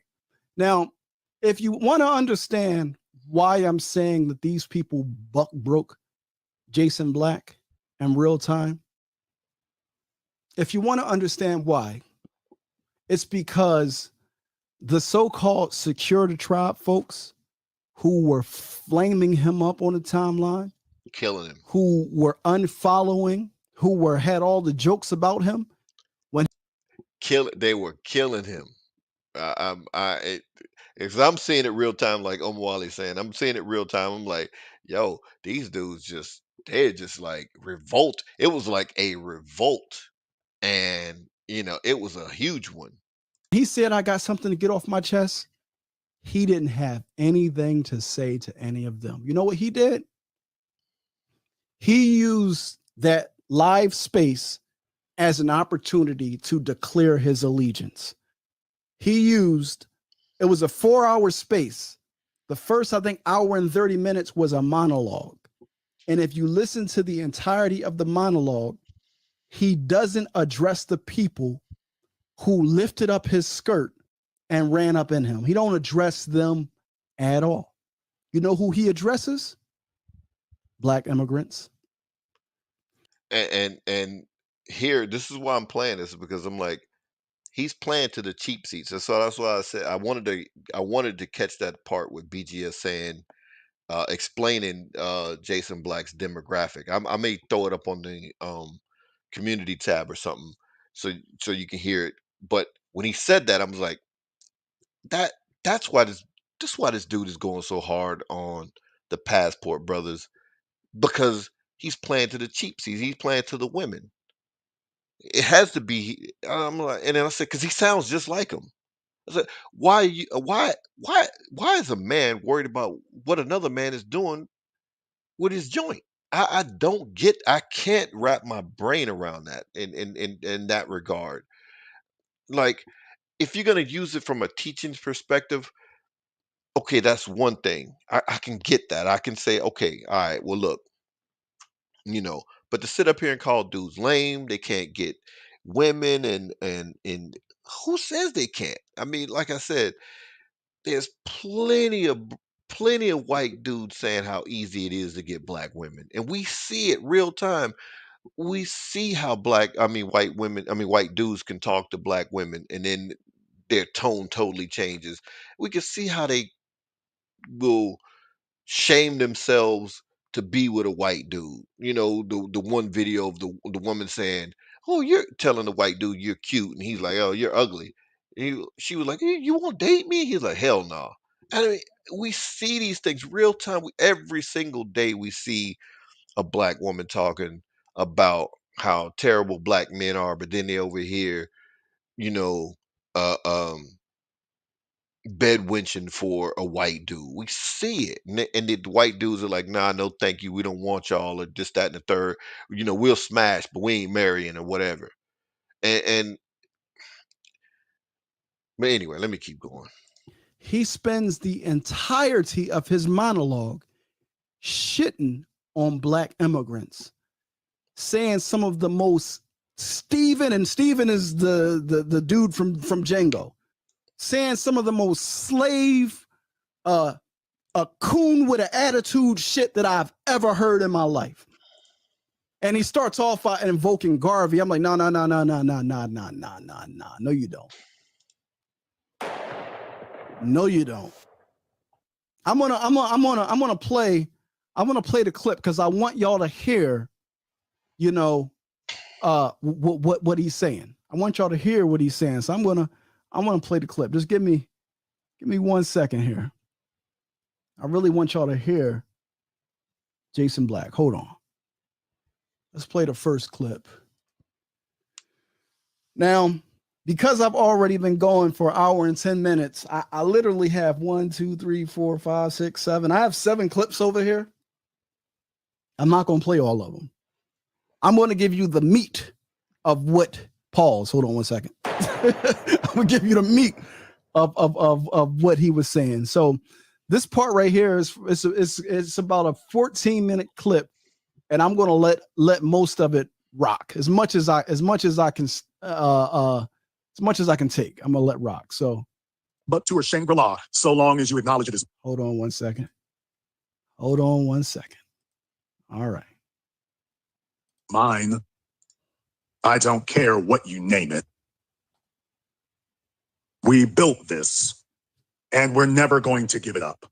These other people have fled and run from their home countries. That tells you how much love they got for it. I respect the ones who stay and fight in their home countries. I don't respect the ones who show up here with their tails tightly tucked between their thighs. All right, let me put this let me give some other context here. So the Twitter space before this is this is the second Twitter space on June 9th. The first Twitter space on June 8th. Jason basically was saying that B1 was black people anywhere. He didn't say black Americans or what you know descendants of slaves or foundationals, as he likes to call them. He wasn't talking about them first. He was talking about Pan Africanism, basically, or a pseudo. It's funny. That time was hilarious because I was like, "Well, black people are all over the place." So you had people who claimed Pan Africanism, that they were Pan Africanists. They were like, "There ain't no Pan Africanism that we ever heard of." B1, and then you had the Secure the Tribe dudes and other folks saying, uh, "Well, that's Pan Africanism 2.0." So you had one group saying, "Hell, no, that ain't Pan Africanism." The other still were like, "Yeah, that's Pan Africanism 2.0." So it was hilarious. So he's like in the middle, but the point was those people who were like, um, we're Black Americans. We're not trying to work with black people from Africa, from the Caribbean, nowhere else. We're only concerned with what's happening with Black Americans. Not even first, but period. I mean, they were like, we don't care. No. So his thing was, oh no, we'll work with them, and it's black first, meaning black people anywhere, and all this kind of stuff. And they were like, hey man, that's Pan African, man. We ain't dealing with that. No, hell no. And so the point here that Omwali is making is that, okay, he had to show his allegiance by saying, okay, now he's going extra hard on immigrants because the space before, his point was, hey, we'll work with black people from other places. And those dudes were like, hell no, we ain't with you then. You ain't one of us, you ain't with us, and we ain't rocking with you. And so now he's showing his allegiance. And I just wanted and I wish I could find that Twitter space. I'm gonna look for it again. Maybe somebody has it somewhere. Maybe somebody reacted to it. Maybe those other dudes played it in their Twitter spaces. I don't know, but I want you to hear, because those dudes pulled up. The Security Tribe dudes, they pulled up and had a conversation with him. And Omawali didn't get to that, but I wish he had. I would have clipped that part. But anyway. I don't respect you. Those of you who are the children and you were dropped off here by the cowards who fled, I will give you the opportunity to prove your mettle and your merit. Your parents, I have no regard for them because I know what they really are. And if you are honest and truthful with yourself, you'll acknowledge what they really are too. They gave up your birthright where you're from. Now, this is a dude who's always talking about defeating white supremacy. Understand that. This is a dude that's always talking about how to defeat white supremacy, always talking about John Henry Clark, talking about Dr. Ben, talking about, of course, like Omwali said, Marcus Garvey, and he quotes them all the time, and defeat white supremacy. And it's no way that you're doing it, and it's just us. It's not gonna happen. The only thing they could possibly do is come here and tell us to give up ours. Hell no. Not now, not ever. I want y'all to listen. Listen very closely, because Secure the Tribe is who was giving him smoke. Secure the Tribe is who put the pressure on him. Secure the Tribe is who buck broke him. And the reason I'm saying he was buck broken is because the people who fired you up, you ain't responding to them. You hosted a space to declare your allegiance. You said, see y'all, I really am on y'all side. Watch how I talk to these immigrants. Watch how I tell these immigrants to bow down. Watch how I dominate these immigrants. Watch how I punch down. I am on your side. That's what this whole space was about. This space was an attempt for him to clear things up. This is him doing some splaining without splaining. Because he said, when I tried to splain for 4 hours, I just put my foot in my mouth. So let me just make it clear by bombing on these immigrants that I'm just as anti-immigrant as y'all are. Let me make that clear. So just listen. Just listen. And let me say this. Big brother Tariq had to come in and smooth stuff over, because it didn't get any better after this Twitter space, by the way. I wonder if Tariq has that live up, because I should have looked for it. But anyway, I didn't think about it till just now. Tariq had to come in and try to smooth things over. And then, of course, if you don't know the history, I don't know if it was, I don't know exactly when, maybe a month, 2 months, sometime later. I'll just say that sometime after that, Tariq officially came out and was like, "Hey, he don't f with Secure the Tribe. He ain't with them. If you rock with them dudes, you don't rock with him, and so forth." So he cut ties with Secure the Tribe and was bombing on some of those dudes from Secure the Tribe and everything like that or whatever. So that kind of saved Jason at that point, because now Secure the Tribe. So everything is just splintered. So it doesn't matter if they're not rocking with Jason Black at that point once Tariq said, "Hey, forget them dudes," or whatever. So big brother had to come in, he had to step in. The reason why our identity is so important isn't so you can go around yelling and squealing about, hey, here's a word or a name. The reason that your identity is so important is because your identity tells you what you are here to do. And when people attempt to change what you are in your position in the world, your identity is the reset button. Your identity is true north. There was a reason why keeping us in shackles here was never going to work. It could work for a time, but it could never work forever. We were always going to revert back to true north, and we did. Now that didn't even make any sense. He said revert back to true north, and we did. What is true north? African culture? Or are you saying that we had our own culture here in America because we developed on this American continent? We never had any. We have no roots back to Africa. This is why I said I don't even argue with people about that. That's just stupid. That's just a waste of time. It's like arguing with somebody about whether or not the sky is blue. But anyway, what is true north? And now we're doing it again. But the reason that identity is so important is because those who come from the diaspora outside of America, those who come from the places where you have fled, the first thing that you must acknowledge here is that going forward, you are not going to make the mistakes your parents did. But the biggest mistakes your parents have made is they've lied to you. They have lied to you to tell you how great it was where they were. If it was so great, they would have left you where they were. What they are lying to you about is telling you that they are a plus and a positive, and you know better than this. So for those of you who are newcomers, for those of you who are new to our presence, I would like to formally say to you, welcome. And we gladly enter in with all people who understand one thing. If you wish to know what the essence of being Black means now, for those of you who are not from here, let me say this in one statement. You are going to bow at the altar of the descendants of the slaves and the foundationals. That is what you will do here. Because you see, when you go to China, you don't get to go to China and tell them about. Y'all hear this extreme cooning? You're going to bow at the altar of the descendants of the slaves. I want to let this play because it's about 10 more minutes of this. Oh yeah, I had to stop it because I was like, okay, I'm already 3 hours in. So yeah, I already knew I was going to stop that clip because he had other stuff, but you get the point.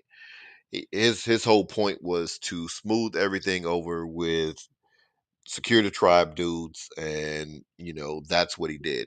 And the reason why I played that portion, because I couldn't find where he actually spoke to the Secure the Tribe dudes. But you see how he can have matter of fact, I'm gonna play some more of his stuff.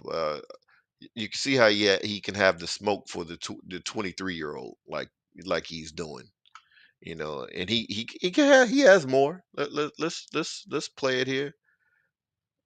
Let's play it here. I went to his channel, and like you see here, I couldn't listen to too much of this stuff. So yeah, 4 days ago. So this is after the first the what is that? Where you were born? Stephanie Revere. So I tried to breeze through this stuff, but I'm gonna play the beginning because you can get a better sense of what he's talking about at the beginning. So I was trying to see if there was anything that I could use, but I was just like, okay, let me just play it from the beginning. So here we go. I've told y'all about playing on this internet. I've warned you about that.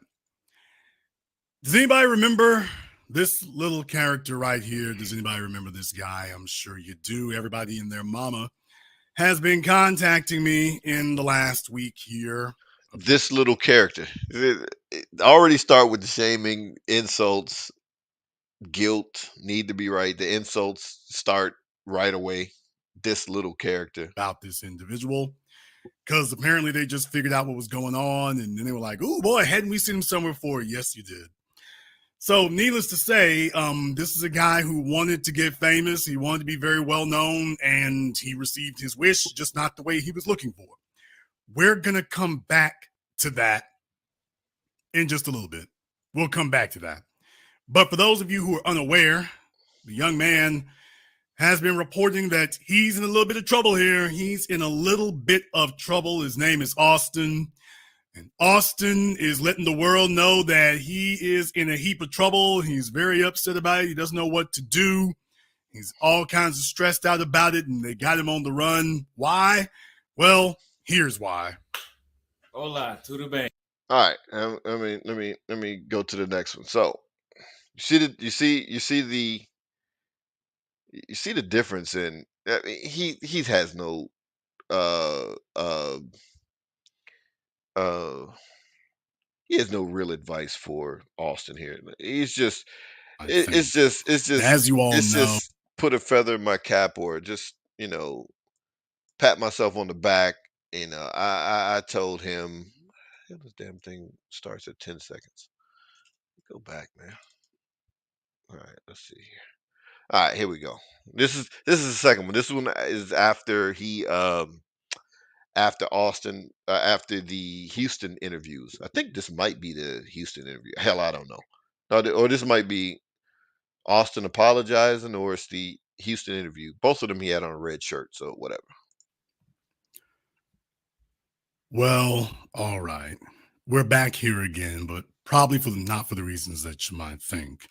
Now, as you all know, I'm the guy, and this is the place that started this whole thing about this fella named Auston Holleman, and who has become the de facto mascot. You started it, or did Austin start it when he started making content? I mean, I heard that, I was like, oh, here we go with the babbling again, because you didn't start Austin. You didn't blow Austin up. He was already blowing up. That's how he got on your radar. I mean, that's how you knew who he was. His content blew up himself. As a matter of fact, and he got a big push from O'Shea as well. O'Shea Duke Jackson. For the Passport Bros, a 23-year-old who is basically the mascot for a bunch of dudes old enough to be his father. But all is not well in paradise out there. The thrust of their argument being that these guys claim that they have found some mystical, magical land for black men overseas, where it I've is never heard just them say that, overflowing but with beautiful women who can't wait to get next to you and whatnot. But reality has reared its ugly head, and folks are backtracking and backpedaling. And I wasn't going to be talking about this. I really wasn't. But some things have occurred.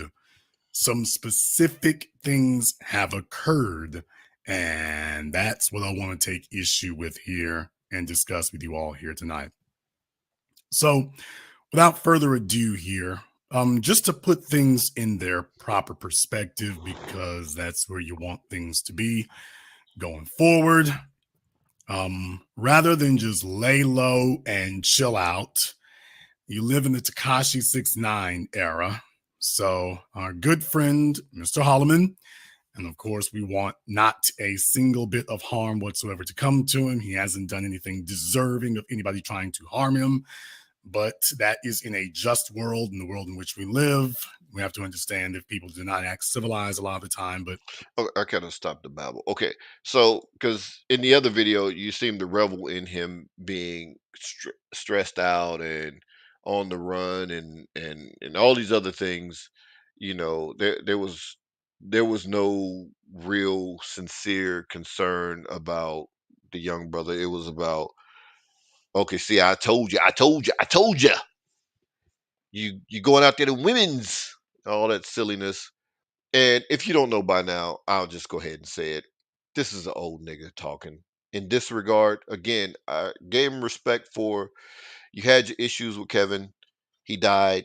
You didn't jump on the bandwagon rejoicing and celebrating and then still throwing dirt on the man's name after he died, at least in my opinion, the live that he did. So there's respect there for that. There's no respect for this, especially when it seems like you're pandering to your audience. There's no real concern for Austin and what's going on with the brother, what have you. You know, in that regard. Um, and it showed up in your original live stream. It shows up in just your overall take about being uh, overly concerned with dudes going out of the country to for whatever reason that they're going out of. I mean, this is an old nigga. I mean, he's not married. He's not getting married. I don't know if he's in a long term committed relationship or whatever whatever he's doing. So there so if you have so much game and you're doing nothing more than what they're doing here, and who cares if you don't have to um pay a woman and you think they do, and all this other crap that you're doing, all the other crap that you're saying about their um desires, habits, and activities, whatever is going on. It's all speculation. It's all just throwing anything out there in the wind, and it's just like a lot of these women, and it's not manly. None of that is. You have come with some proof and evidence of facts of what people are doing. That all of these guys are just losers and all this kind of crap. Then why are you worried about them, dude? You're not helping the situation. If they're losers, then isn't that more power for you? Isn't that better for you that you don't have to worry about the losers in the community? They're gone. They're not bothering you. You know what I mean? Like it's just weird. Austin is, again, Austin is 23, you know, and I told you about some mistakes and stuff like that I made that I look back on and it was like, oh my God, I wasn't even 23 at the time. But, you know, I said I was gonna play this. I'm gonna play this and I'm gonna play some things about Austin. And I'm gonna give just some of my advice. BGS said a lot of the stuff that I agree with that Austin should do. But so I want to play this. Like I said, I couldn't find Austin took those videos down, but this is pretty much what he was doing. This brother put together a video showing the hypocrisy and I don't know what Austin knows about racism, white supremacy, how yes, you necessarily can't do or you're going to be looked at differently for doing some of the things that white men do. And there's certain things in black culture that we don't have that's in white culture. Messing with underage people, that's not really a black thing to do. We don't typically get down like that. And I'm saying typically because it does happen, but wide open like white people do. No, I just saw a story where these two um alphabeticals males, they married and then they you know all their adopted children, boys, they're molesting and pimping out to other pedophiles. It's just crazy. We typically just, I mean, they were pimping these young boys out to their pedo friends. It's wild. And we just don't have an open culture like that. But anyway, here's this video. Um, you know, again, not and Austin doesn't have to play it low key, but just again, uh, be more subtle with the information about retrieving the information from the women that you're interviewing, um, and continue doing your thing, man. Just kids. He's not from there, and he's shortly just Okay, so the same thing that Austin was saying about asking women about kissing and so forth. So there's a woman asking men, and then there's going to be a man asking women. So just to set that up here. Sometimes you don't even talk, you just kiss. See? He's not from there and he's shortly just like Auston at the beach. The Yep. only difference is that Auston is a black man. So you meet the guy, you go straight back to his house and go to meet. No, I know Okay, it's so how, If you meet the guy and you go straight back to his house as soon as you meet him, how soon would you kiss me and how soon would you go back home with me? how soon would you go back home with me and how soon would you kiss me? Over here, what do you think about going home on the first date? Oh my, that's crazy, bro. What do you think about going home on the first date? The same kind of question that Auston was asking these people. I don't see any difference apart from the fact that Auston is a black man. And how soon would you kiss me and how soon would you go back home with me? I don't know. If I had time. And see, goofy people on Twitter were saying, "Oh, that's how he's talking. He has no game. He's doing an interview, fools." Damn. And of course, and obviously, Brazil has racism there. They have the I don't know how many categories uh of different, I guess, ethnic group. I don't know what you call it. Ethnic groups in there, some form of a caste system to where, depending on your level of blackness or your your background, you're called this or you're called that. It's crazy. So that's part of the game. If Jason wouldn't have been on this playing to the cheap seats, if he understood the racism in Brazil, that okay, let me put the brother on that type of game. But he's sitting up here talking about, he babbled that whole time that him and Austin had the back and forth, they had the exchange, and like he said, let's get back to some of the stupid crap. Austin was trying to debunk some of the stupid crap that he was saying. He didn't even want to do that. He wanted to focus on some other silliness that he wanted to say. I got you. So that's an old nigga. That's not an elder. And like I said, and he's at least twice. I'm gonna say he's over 46. He's at least twice Austin's age. But anyway, this is the kind of stuff that he should have been putting the brother on, as opposed to arguing about silliness and then babbling about it. He was babbling. If you like him a lot and he likes you a lot, do you feel a need to wait a day or two, or No. so you go the same day? Yes. That's all I need to know. Get your passport. And see, that's the one. balada, você tá no pub. That's the video that really made people mad. That girl saw that video because he titled it.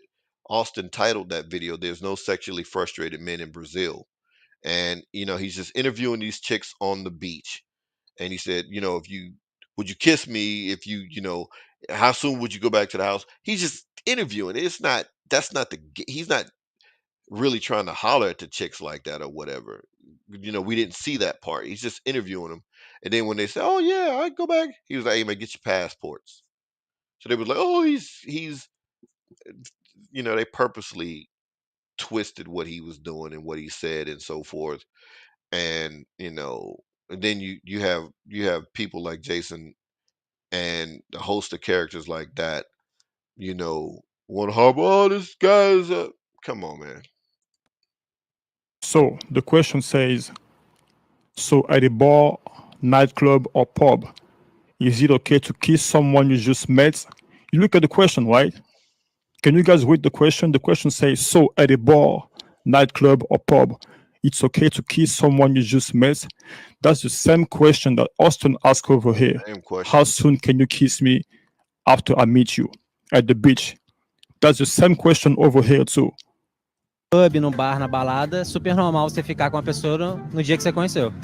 The boys, the men, they are very fast. Like they just ask your name and then he will try. Yeah. Sometimes you don't even talk, you just kiss. Sim. É normal, é normal. Então, assim, a gente vai, gera ali o clima, é normal. A gente tá lá para curtir também. Prefer to know the person. Okay, this is long. This is pretty long. I'm not gonna play it all here. We're already like 3.5 hours. what's the name of this video? Uh, what's the name of this video? Uh, well, I'll try to link some of these videos. You guys go check them out yourself, man. It says I can't find it. Anyway, what's the name of this damn video? I'm gonna get to yeah, okay. It's anti-black Brazilian slandered Auston Holleman. Stephanie Ribeiro is responsible for it. So the brother, it's maybe about 15 minutes. So he's going through and showing all these different examples of people doing the exact same thing Austin was doing in Brazil, and it's not a big deal. What Austin did was not a big deal, and they made it a big deal. And like BGS was saying, hey, look, if they're gonna get on the same token trying to shame black men and so forth and so on, then black men just go somewhere else and just be done with them too. It's not that difficult. Once you do it here, it's easy to do it anywhere else. If you're not getting the type of cooperation that you want, then you move along. And like I said in that one video, that's part of having game, that if you're not successful in one area. And I use the example of, if you're going to the library to try to pick up chicks, which I don't know why, but if you did and you're not successful, guess what? Go to the mall, go to the arcade. We used to have arcades back in the day. I know y'all don't have them now, but go somewhere else that chicks are plentiful.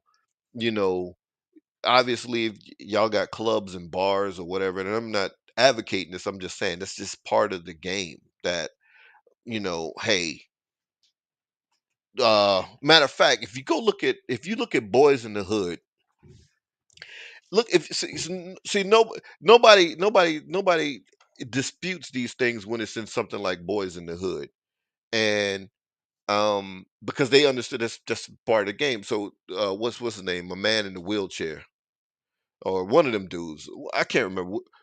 One of them dudes asked the question, you know, where can you pick up where's the best place to pick up women? And he was like, everybody's been there. And then they start naming off all these places that they go to pick up chicks, right? Um, I'm gonna find it. I'm gonna play it too. Um,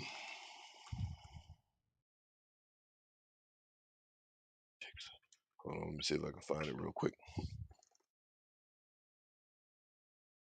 Hell no, it's not gonna let me find it. But anyway, so it was like, you know, Doughboy and the rest of them cats was like naming off these different places of where they go.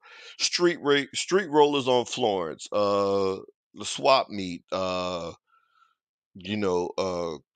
Crenshaw, whatever they were naming. They were naming off all these places where they go to pick up chicks. So it's a known thing that where the best places to pick up chicks in your city or in your whatever.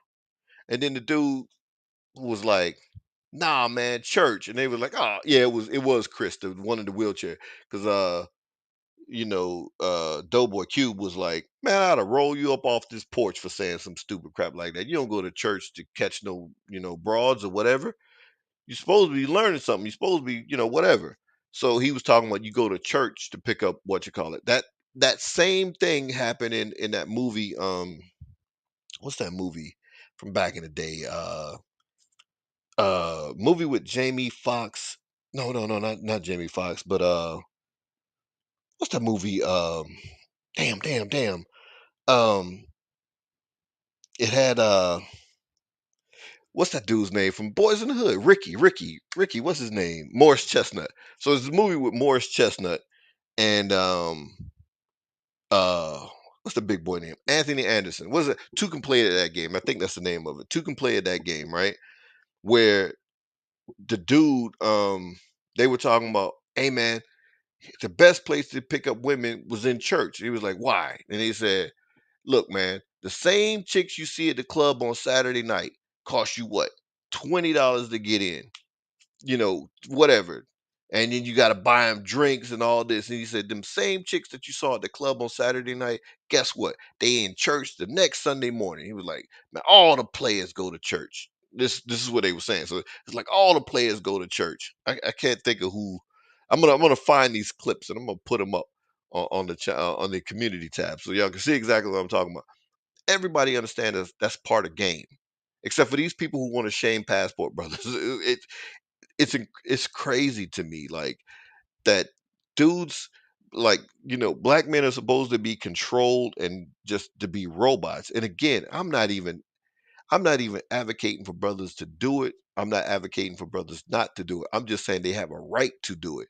And if they choose to do it and they're happy, I'm ecstatic for them.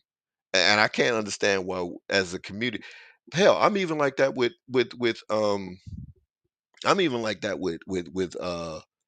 black women. Hell, if y'all want to go get a white dudes and all that, more power. If you're gonna be happy, fine. But my problem with them is, and this thing here, and I'm gonna show this because I don't like the comparison. I keep seeing this stupid comparison here, and this comparison is not even accurate. So Shay Sade put this up on her community tab, and so this girl on Twitter, she's been in some of the YouTube spaces. She's like, SYSBM and passport bros are male divestors and just as bad as black women divestors. I'm convinced. And I'm like, yeah, absolutely incorrect, false. I would I would almost agree with that to a certain extent, but these black women divestors, these uh um they said egregious stuff when they're talking about deleting black babies and that kind of stuff, and you haven't heard black men on from especially that passport brothers, they just talking about how bad the women are in America or whatever. From what I can understand, and even SYSBM, a lot of them are pretty much the same way in terms of not talking about not dealing with black women, just not dealing with black women from here. That's so I don't the comparison is not a true comparison. When they start talking about, deleting black female babies if they're born that way or whatever, then I would say, okay, yeah, they're the same. But to make to make these types of comparisons, you know what I mean? It's just insane to me. You know what I mean? It's it's I don't know. It's like a concerted agenda here. It seems it's beginning to really look COINTELPRO-ish. You know what I mean? Like, wow. Now, my advice for Austin: take the advice of what BGS stated. That's first. He gave a lot of good advice. Hopefully, you take it in terms of, man, put a lot of your information behind the paywall. Make people pay. If people gonna talk all this stuff about you, man, make them pay for it. It's just that simple. But my biggest one is, hey, man, yes, you still have some things to learn in terms of game. So I'll kind of agree with the brothers here. Just seeing some of this, and I understand it's kind of awkward here because you are on dates and you're trying to video the date. I probably, especially not a first date, I probably wouldn't do that. I probably will wait till you get more comfortable with chicks because this seems like maybe a first or second date. You don't necessarily know this woman that well or whatever. But this was making the rounds on Twitter as well. And of course, a lot of things were being twisted about this. Austin was filming the woman from the back, and then he's trying to film up skirt and all this kind of stuff. And but No, no, no, no, no. here's the Stop video. lying. Let me show this. Let's start over here. First mistake. This chick has a nose ring. That should have been the first. Immediately, I'm going a different way. Any chick with a bull septum ring, nose ring, that thing is totally insane and totally not worth your time or and effort. I don't care how fine she is. I don't care how thick she is. I don't care how pretty she is. If she got this bull crap in her nose, dude, instant, immediate, big red flag. Do not proceed further. And even if you did, which I definitely don't think you should, proceed with extreme caution. The first sign of any malcontent, any kind of recalcitrance, immediately send that chick back to the streets. That's when I saw this, I was like, yo, Austin, Joe, bro, my man. She has the bull nose ring. Immediate septum rings, instant no. Like back in the days, we had instant no's. I had instant hard. Nah, I ain't doing it. Nope, not at all. You know, chicks who smoke, chicks who drunk too much, or drunk a lot, or got even tipsy. Because I couldn't stand girls when they got tipsy because they just acted like idiots. But definitely, if I man, come on. So I didn't. I'm talking about drinking girly drinks. Like girls back in the day, they were drinking like daiquiris or fruits coolers or whatever them stupid thing. I don't even remember what those things, wine coolers, whatever it was. So they was drinking little whatevers or whatever. And it's funny because I mean I became Muslim because I didn't really drink a lot anyway, so it wasn't a thing for me. So I didn't like women who did that. So and especially check this out. Dudes will want to holler at chicks who was drinking 40s. I'm looking at them like, are y'all insane? This chick grabbing a 40, drinking a 40, taking it to the head, and you like, that's the chick for you? Nah. Hard, immediate, nope. I'm good. Y'all go ahead. I'm a pass. But yeah, this should have been a hard pass right here, bro. Um, septum rings, instant, you up out of here. I don't care where they at. I don't care where you Colombia, they super extra feminine, extra cooperative. She got a nose ring, hard no. Because this chick, soon as I saw it, I was like, oh, this chick is going to be an idiot. And then it turns out she was an idiot. And you should have sent her packing a long time ago. So stuff like this, I would not.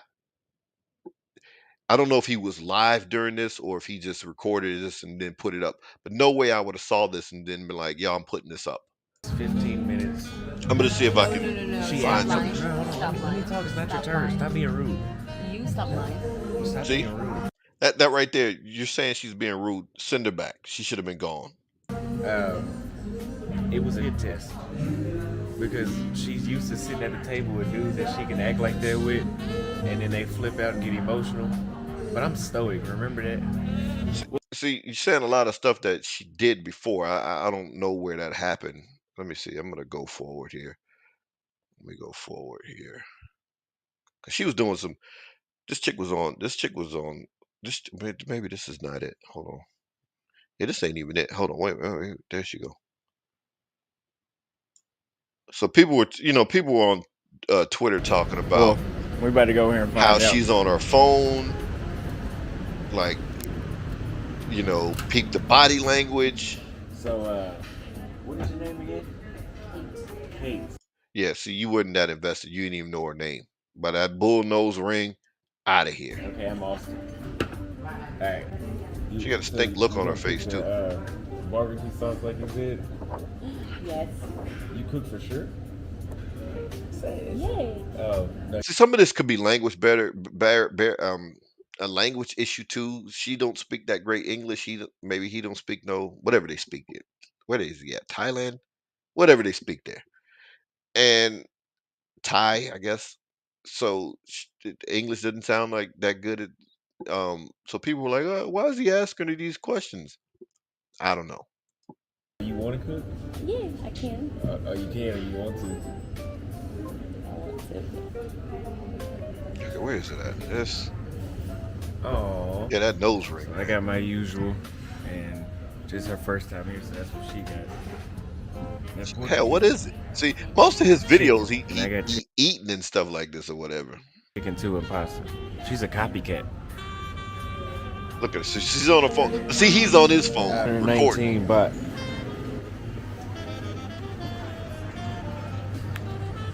Now we're at the boba shop. Some of these dudes would say this is tricking, but then they wouldn't have no problem if Austin was doing this in the States, it'd be no problem. I don't understand that. Hold on. Here's some Thai tea. What is this? Thai tea? Yep. Thai tea with the boba or no? No, I want Yeah, this boba tea. I ate this in I drank this in Texas. Yeah, boba tea is pretty Yeah. it's pretty good. Oh. Thai boba tea or whatever. No, wait a minute. Yeah, Thai. Yeah. Which size? Oh, that nose Small? ring, bro. She got medium? two of them in. Hold on. They have do a passion fruit. You gonna add in there? Crazy? No. No? No. You can't add fruit in there, that's the milk. You can't? Mm-mm. Oh, it's whole pieces of fruit? Yeah. Oh. Let's go get this. This like the best. Yeah, Thai tea is milk tea, bro.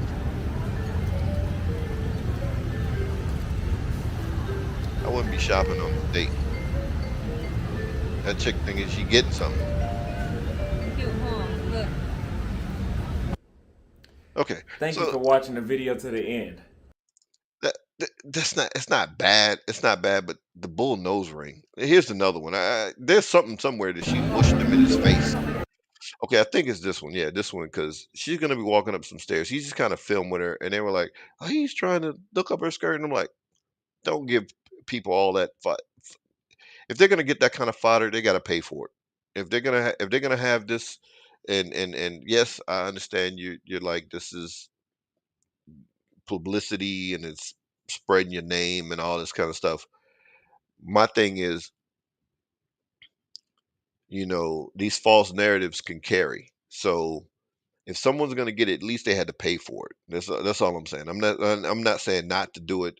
I'm just saying, hell, if they got to, man, let them pay you for it. Shoot. Yeah, like this dude going upstairs here. And now we got the snails. And I'm gonna have. Hey, way better than me, man. I'm not eating snails for no chick. Shoot. My wife know there's certain stuff that I don't care. You cook, I ain't eating. I'm just saying. And look, none of it is snails. Yeah, I'm good. It's good, YouTube. It's awesome. Okay, damn it. Where the hell is it, man? There's a part where she mushed the dude in his face.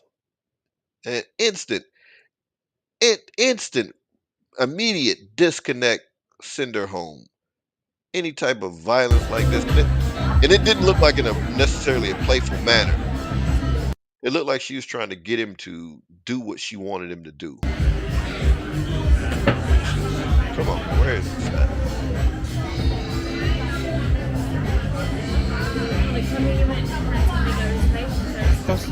Oh, wait a minute. God damn it, this music is playing. Okay, hold on. Let me just get to this. Where the hell is it, man? I thought this was it. Okay, maybe he removed that part.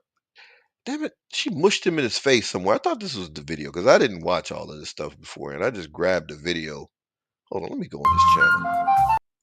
Let me go on his channel. Hold on. Because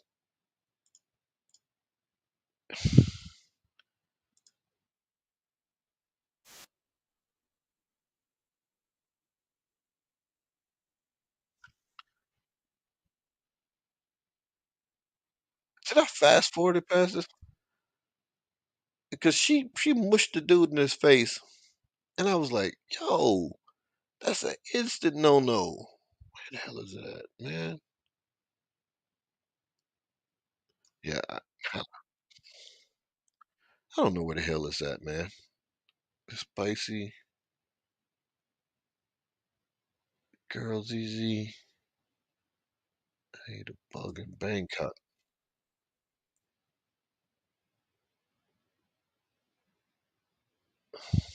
Okay, I can't find it. Whatever. Yo, I can't find it, man. But it was It was floating around on social media, man. I saw it. So hold on, let me just go to Twitter. Hold on, let me see. Let me go to Twitter if I can find it real quick. That would be my only advice to him, man. In terms of um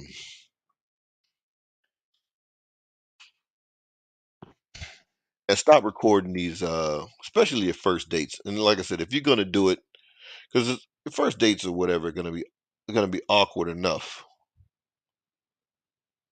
First dates first dates are gonna be awkward enough. You don't need oh yeah, he just mentioned it. He just mentioned her putting a hand in his face.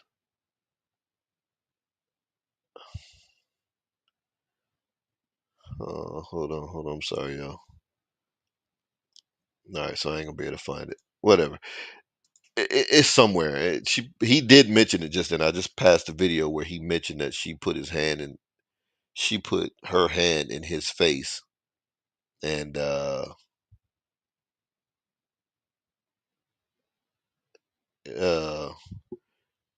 he put she put her hand in his face. In the video I just played, he did mention that.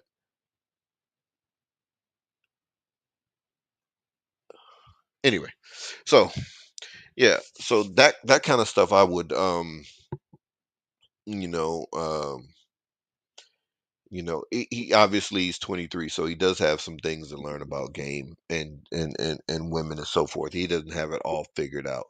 So whoever he has confidence in or he trusts some of the dudes who maybe are there, um, maybe some of the dudes wherever it's somebody in his circle he can get some game from, and he don't have to pay these game coaches a bunch of money to learn game. But there's some things that I see that he does have to learn and so forth. Because he was talking about cutting the chick off, and I don't know if he was doing that just for the to show, hey, there's some women out here who are just as buggy, or who is just as you know uh quirky, whatever term you want to use. That some have attitude, some are not that likable or whatever. So I don't know if that was the purpose of him showing that particular date,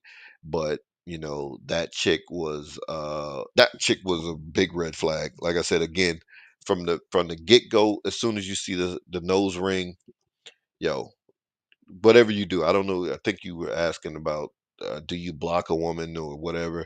Just, hey, I'm not interested. And she want to know why? Because you got that bull nose ring, and most of y'all are crazy as cat crap.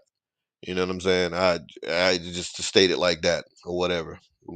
However you gonna do it, but that's a no no. That's one. eh, and then again, you know, some of it makes for. Um, I probably would do the video on do videos with women that I've been with for a little bit amount of a time, or that I'm more comfortable with.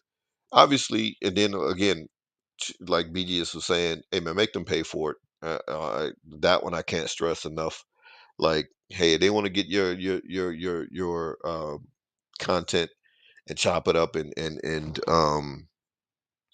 purposely take it out of context, and whatever it is that they're gonna do, make them pay for it, and then go from there, because it's silly. But um yeah, other thing that he was saying, that this thing will die down. It will. You'll be able to go back to Brazil, because it didn't seem like it was a lot of women that was saying it. It wasn't from what we saw, pretty much it was just the one. There were some people liking it. Like I said, and most of that was coming from the US anyway, probably, that was liking her posts about it. But if you have some brothers there, that can ask around and find out or whatever. I don't know if you can hell even hire a lawyer to find out before you get back there, um, you know, to see if there's any type of warrants or anything. I don't know how the legal system works there. Obviously, learn about that if you're gonna, especially if you're gonna stay there. I would learn about all that, whatever agency that she was talking about contacting, because I thought that was crazy when I first saw it. Like, you can contact a certain agency about what some guy is saying. You have no proof that he's actually engaging in something illegal, and they can kind of take action based on what he's doing on social media. So obviously, if you haven't done this, I mean, obviously, I would be doing it if you're going to plan to go back to Brazil, and that's going to be your spot that you're going to be in. You know, I'd get me a lawyer first before I get back there to make sure the coast is clear. Because I'd be damned if I walk back into the get back into the country, and then they're like, "Yeah, we've been looking for you," and then you know, take you off. But yeah, that I'd invested money in and so forth. But other than that, man, the brother is sincere. He's doing, it's. I just saw this video that's saying that is the passport brothers movement over, and they just lumping everything passport bros, and it's one brother, and obviously you're gonna get supported, behind this, as you well know. Brothers are moving to support you. Yeah, there's gonna be some fools still talking. Most of them are gonna be old niggas.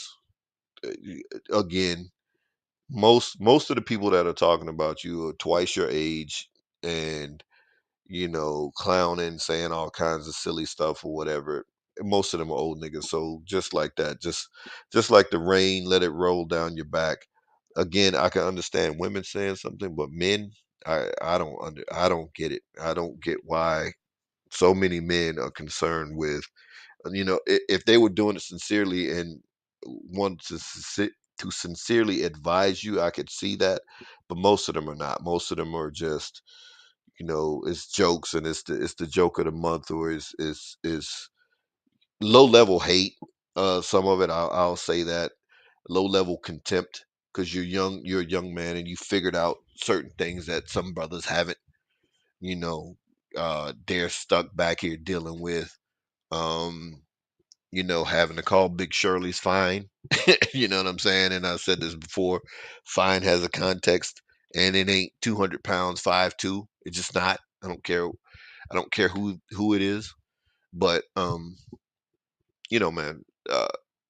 just understand that there are some people out there that's gonna try to uh you know harm you and stop your movement, or stop what you're doing, and then not want to see you happy. They want to see you fail.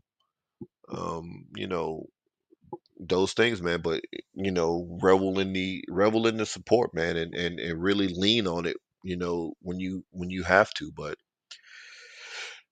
yo, that's it, man. I'm gonna have to chop this up because I know it's 4 hours. I didn't think I would ever do a 4 hour live again, but I wanted to get this out because I'm just like, it's a lot to cover, and I can't do 50 live streams a week. You know what I'm saying? But I don't missed all my fights. I thought I would be finished. The UFC had some stuff on tonight, man, and so I missed that. But anyway, it's been good talking to y'all, family. Uh, hopefully I'll be able to, inshallah, I'll be able to chop this up at some point. But again, man, brothers are trying to be happy. Um, that's the most that we can wish for. Anybody, as long as they're doing whatever they're doing is legal. If the people think it's hurting the community, then hey, the women got to get themselves in a position to where brothers want to stay, and it is not brothers' fault if they don't want to stay. And again, so what if you think they can't get the women back here? They're clearly saying that they don't want them anyway. Both sides. The women back here are saying, "Oh, we don't want those passport guys. They're whatever." And the passport bros are like, "Hey, we don't want them." So to me, that's perfect. That's a perfect coupling. They don't want the men. The men don't want the women. The men are going to find the women that they do want. Women got to figure it out. It's that simple. Anyway, peace, Rebel family.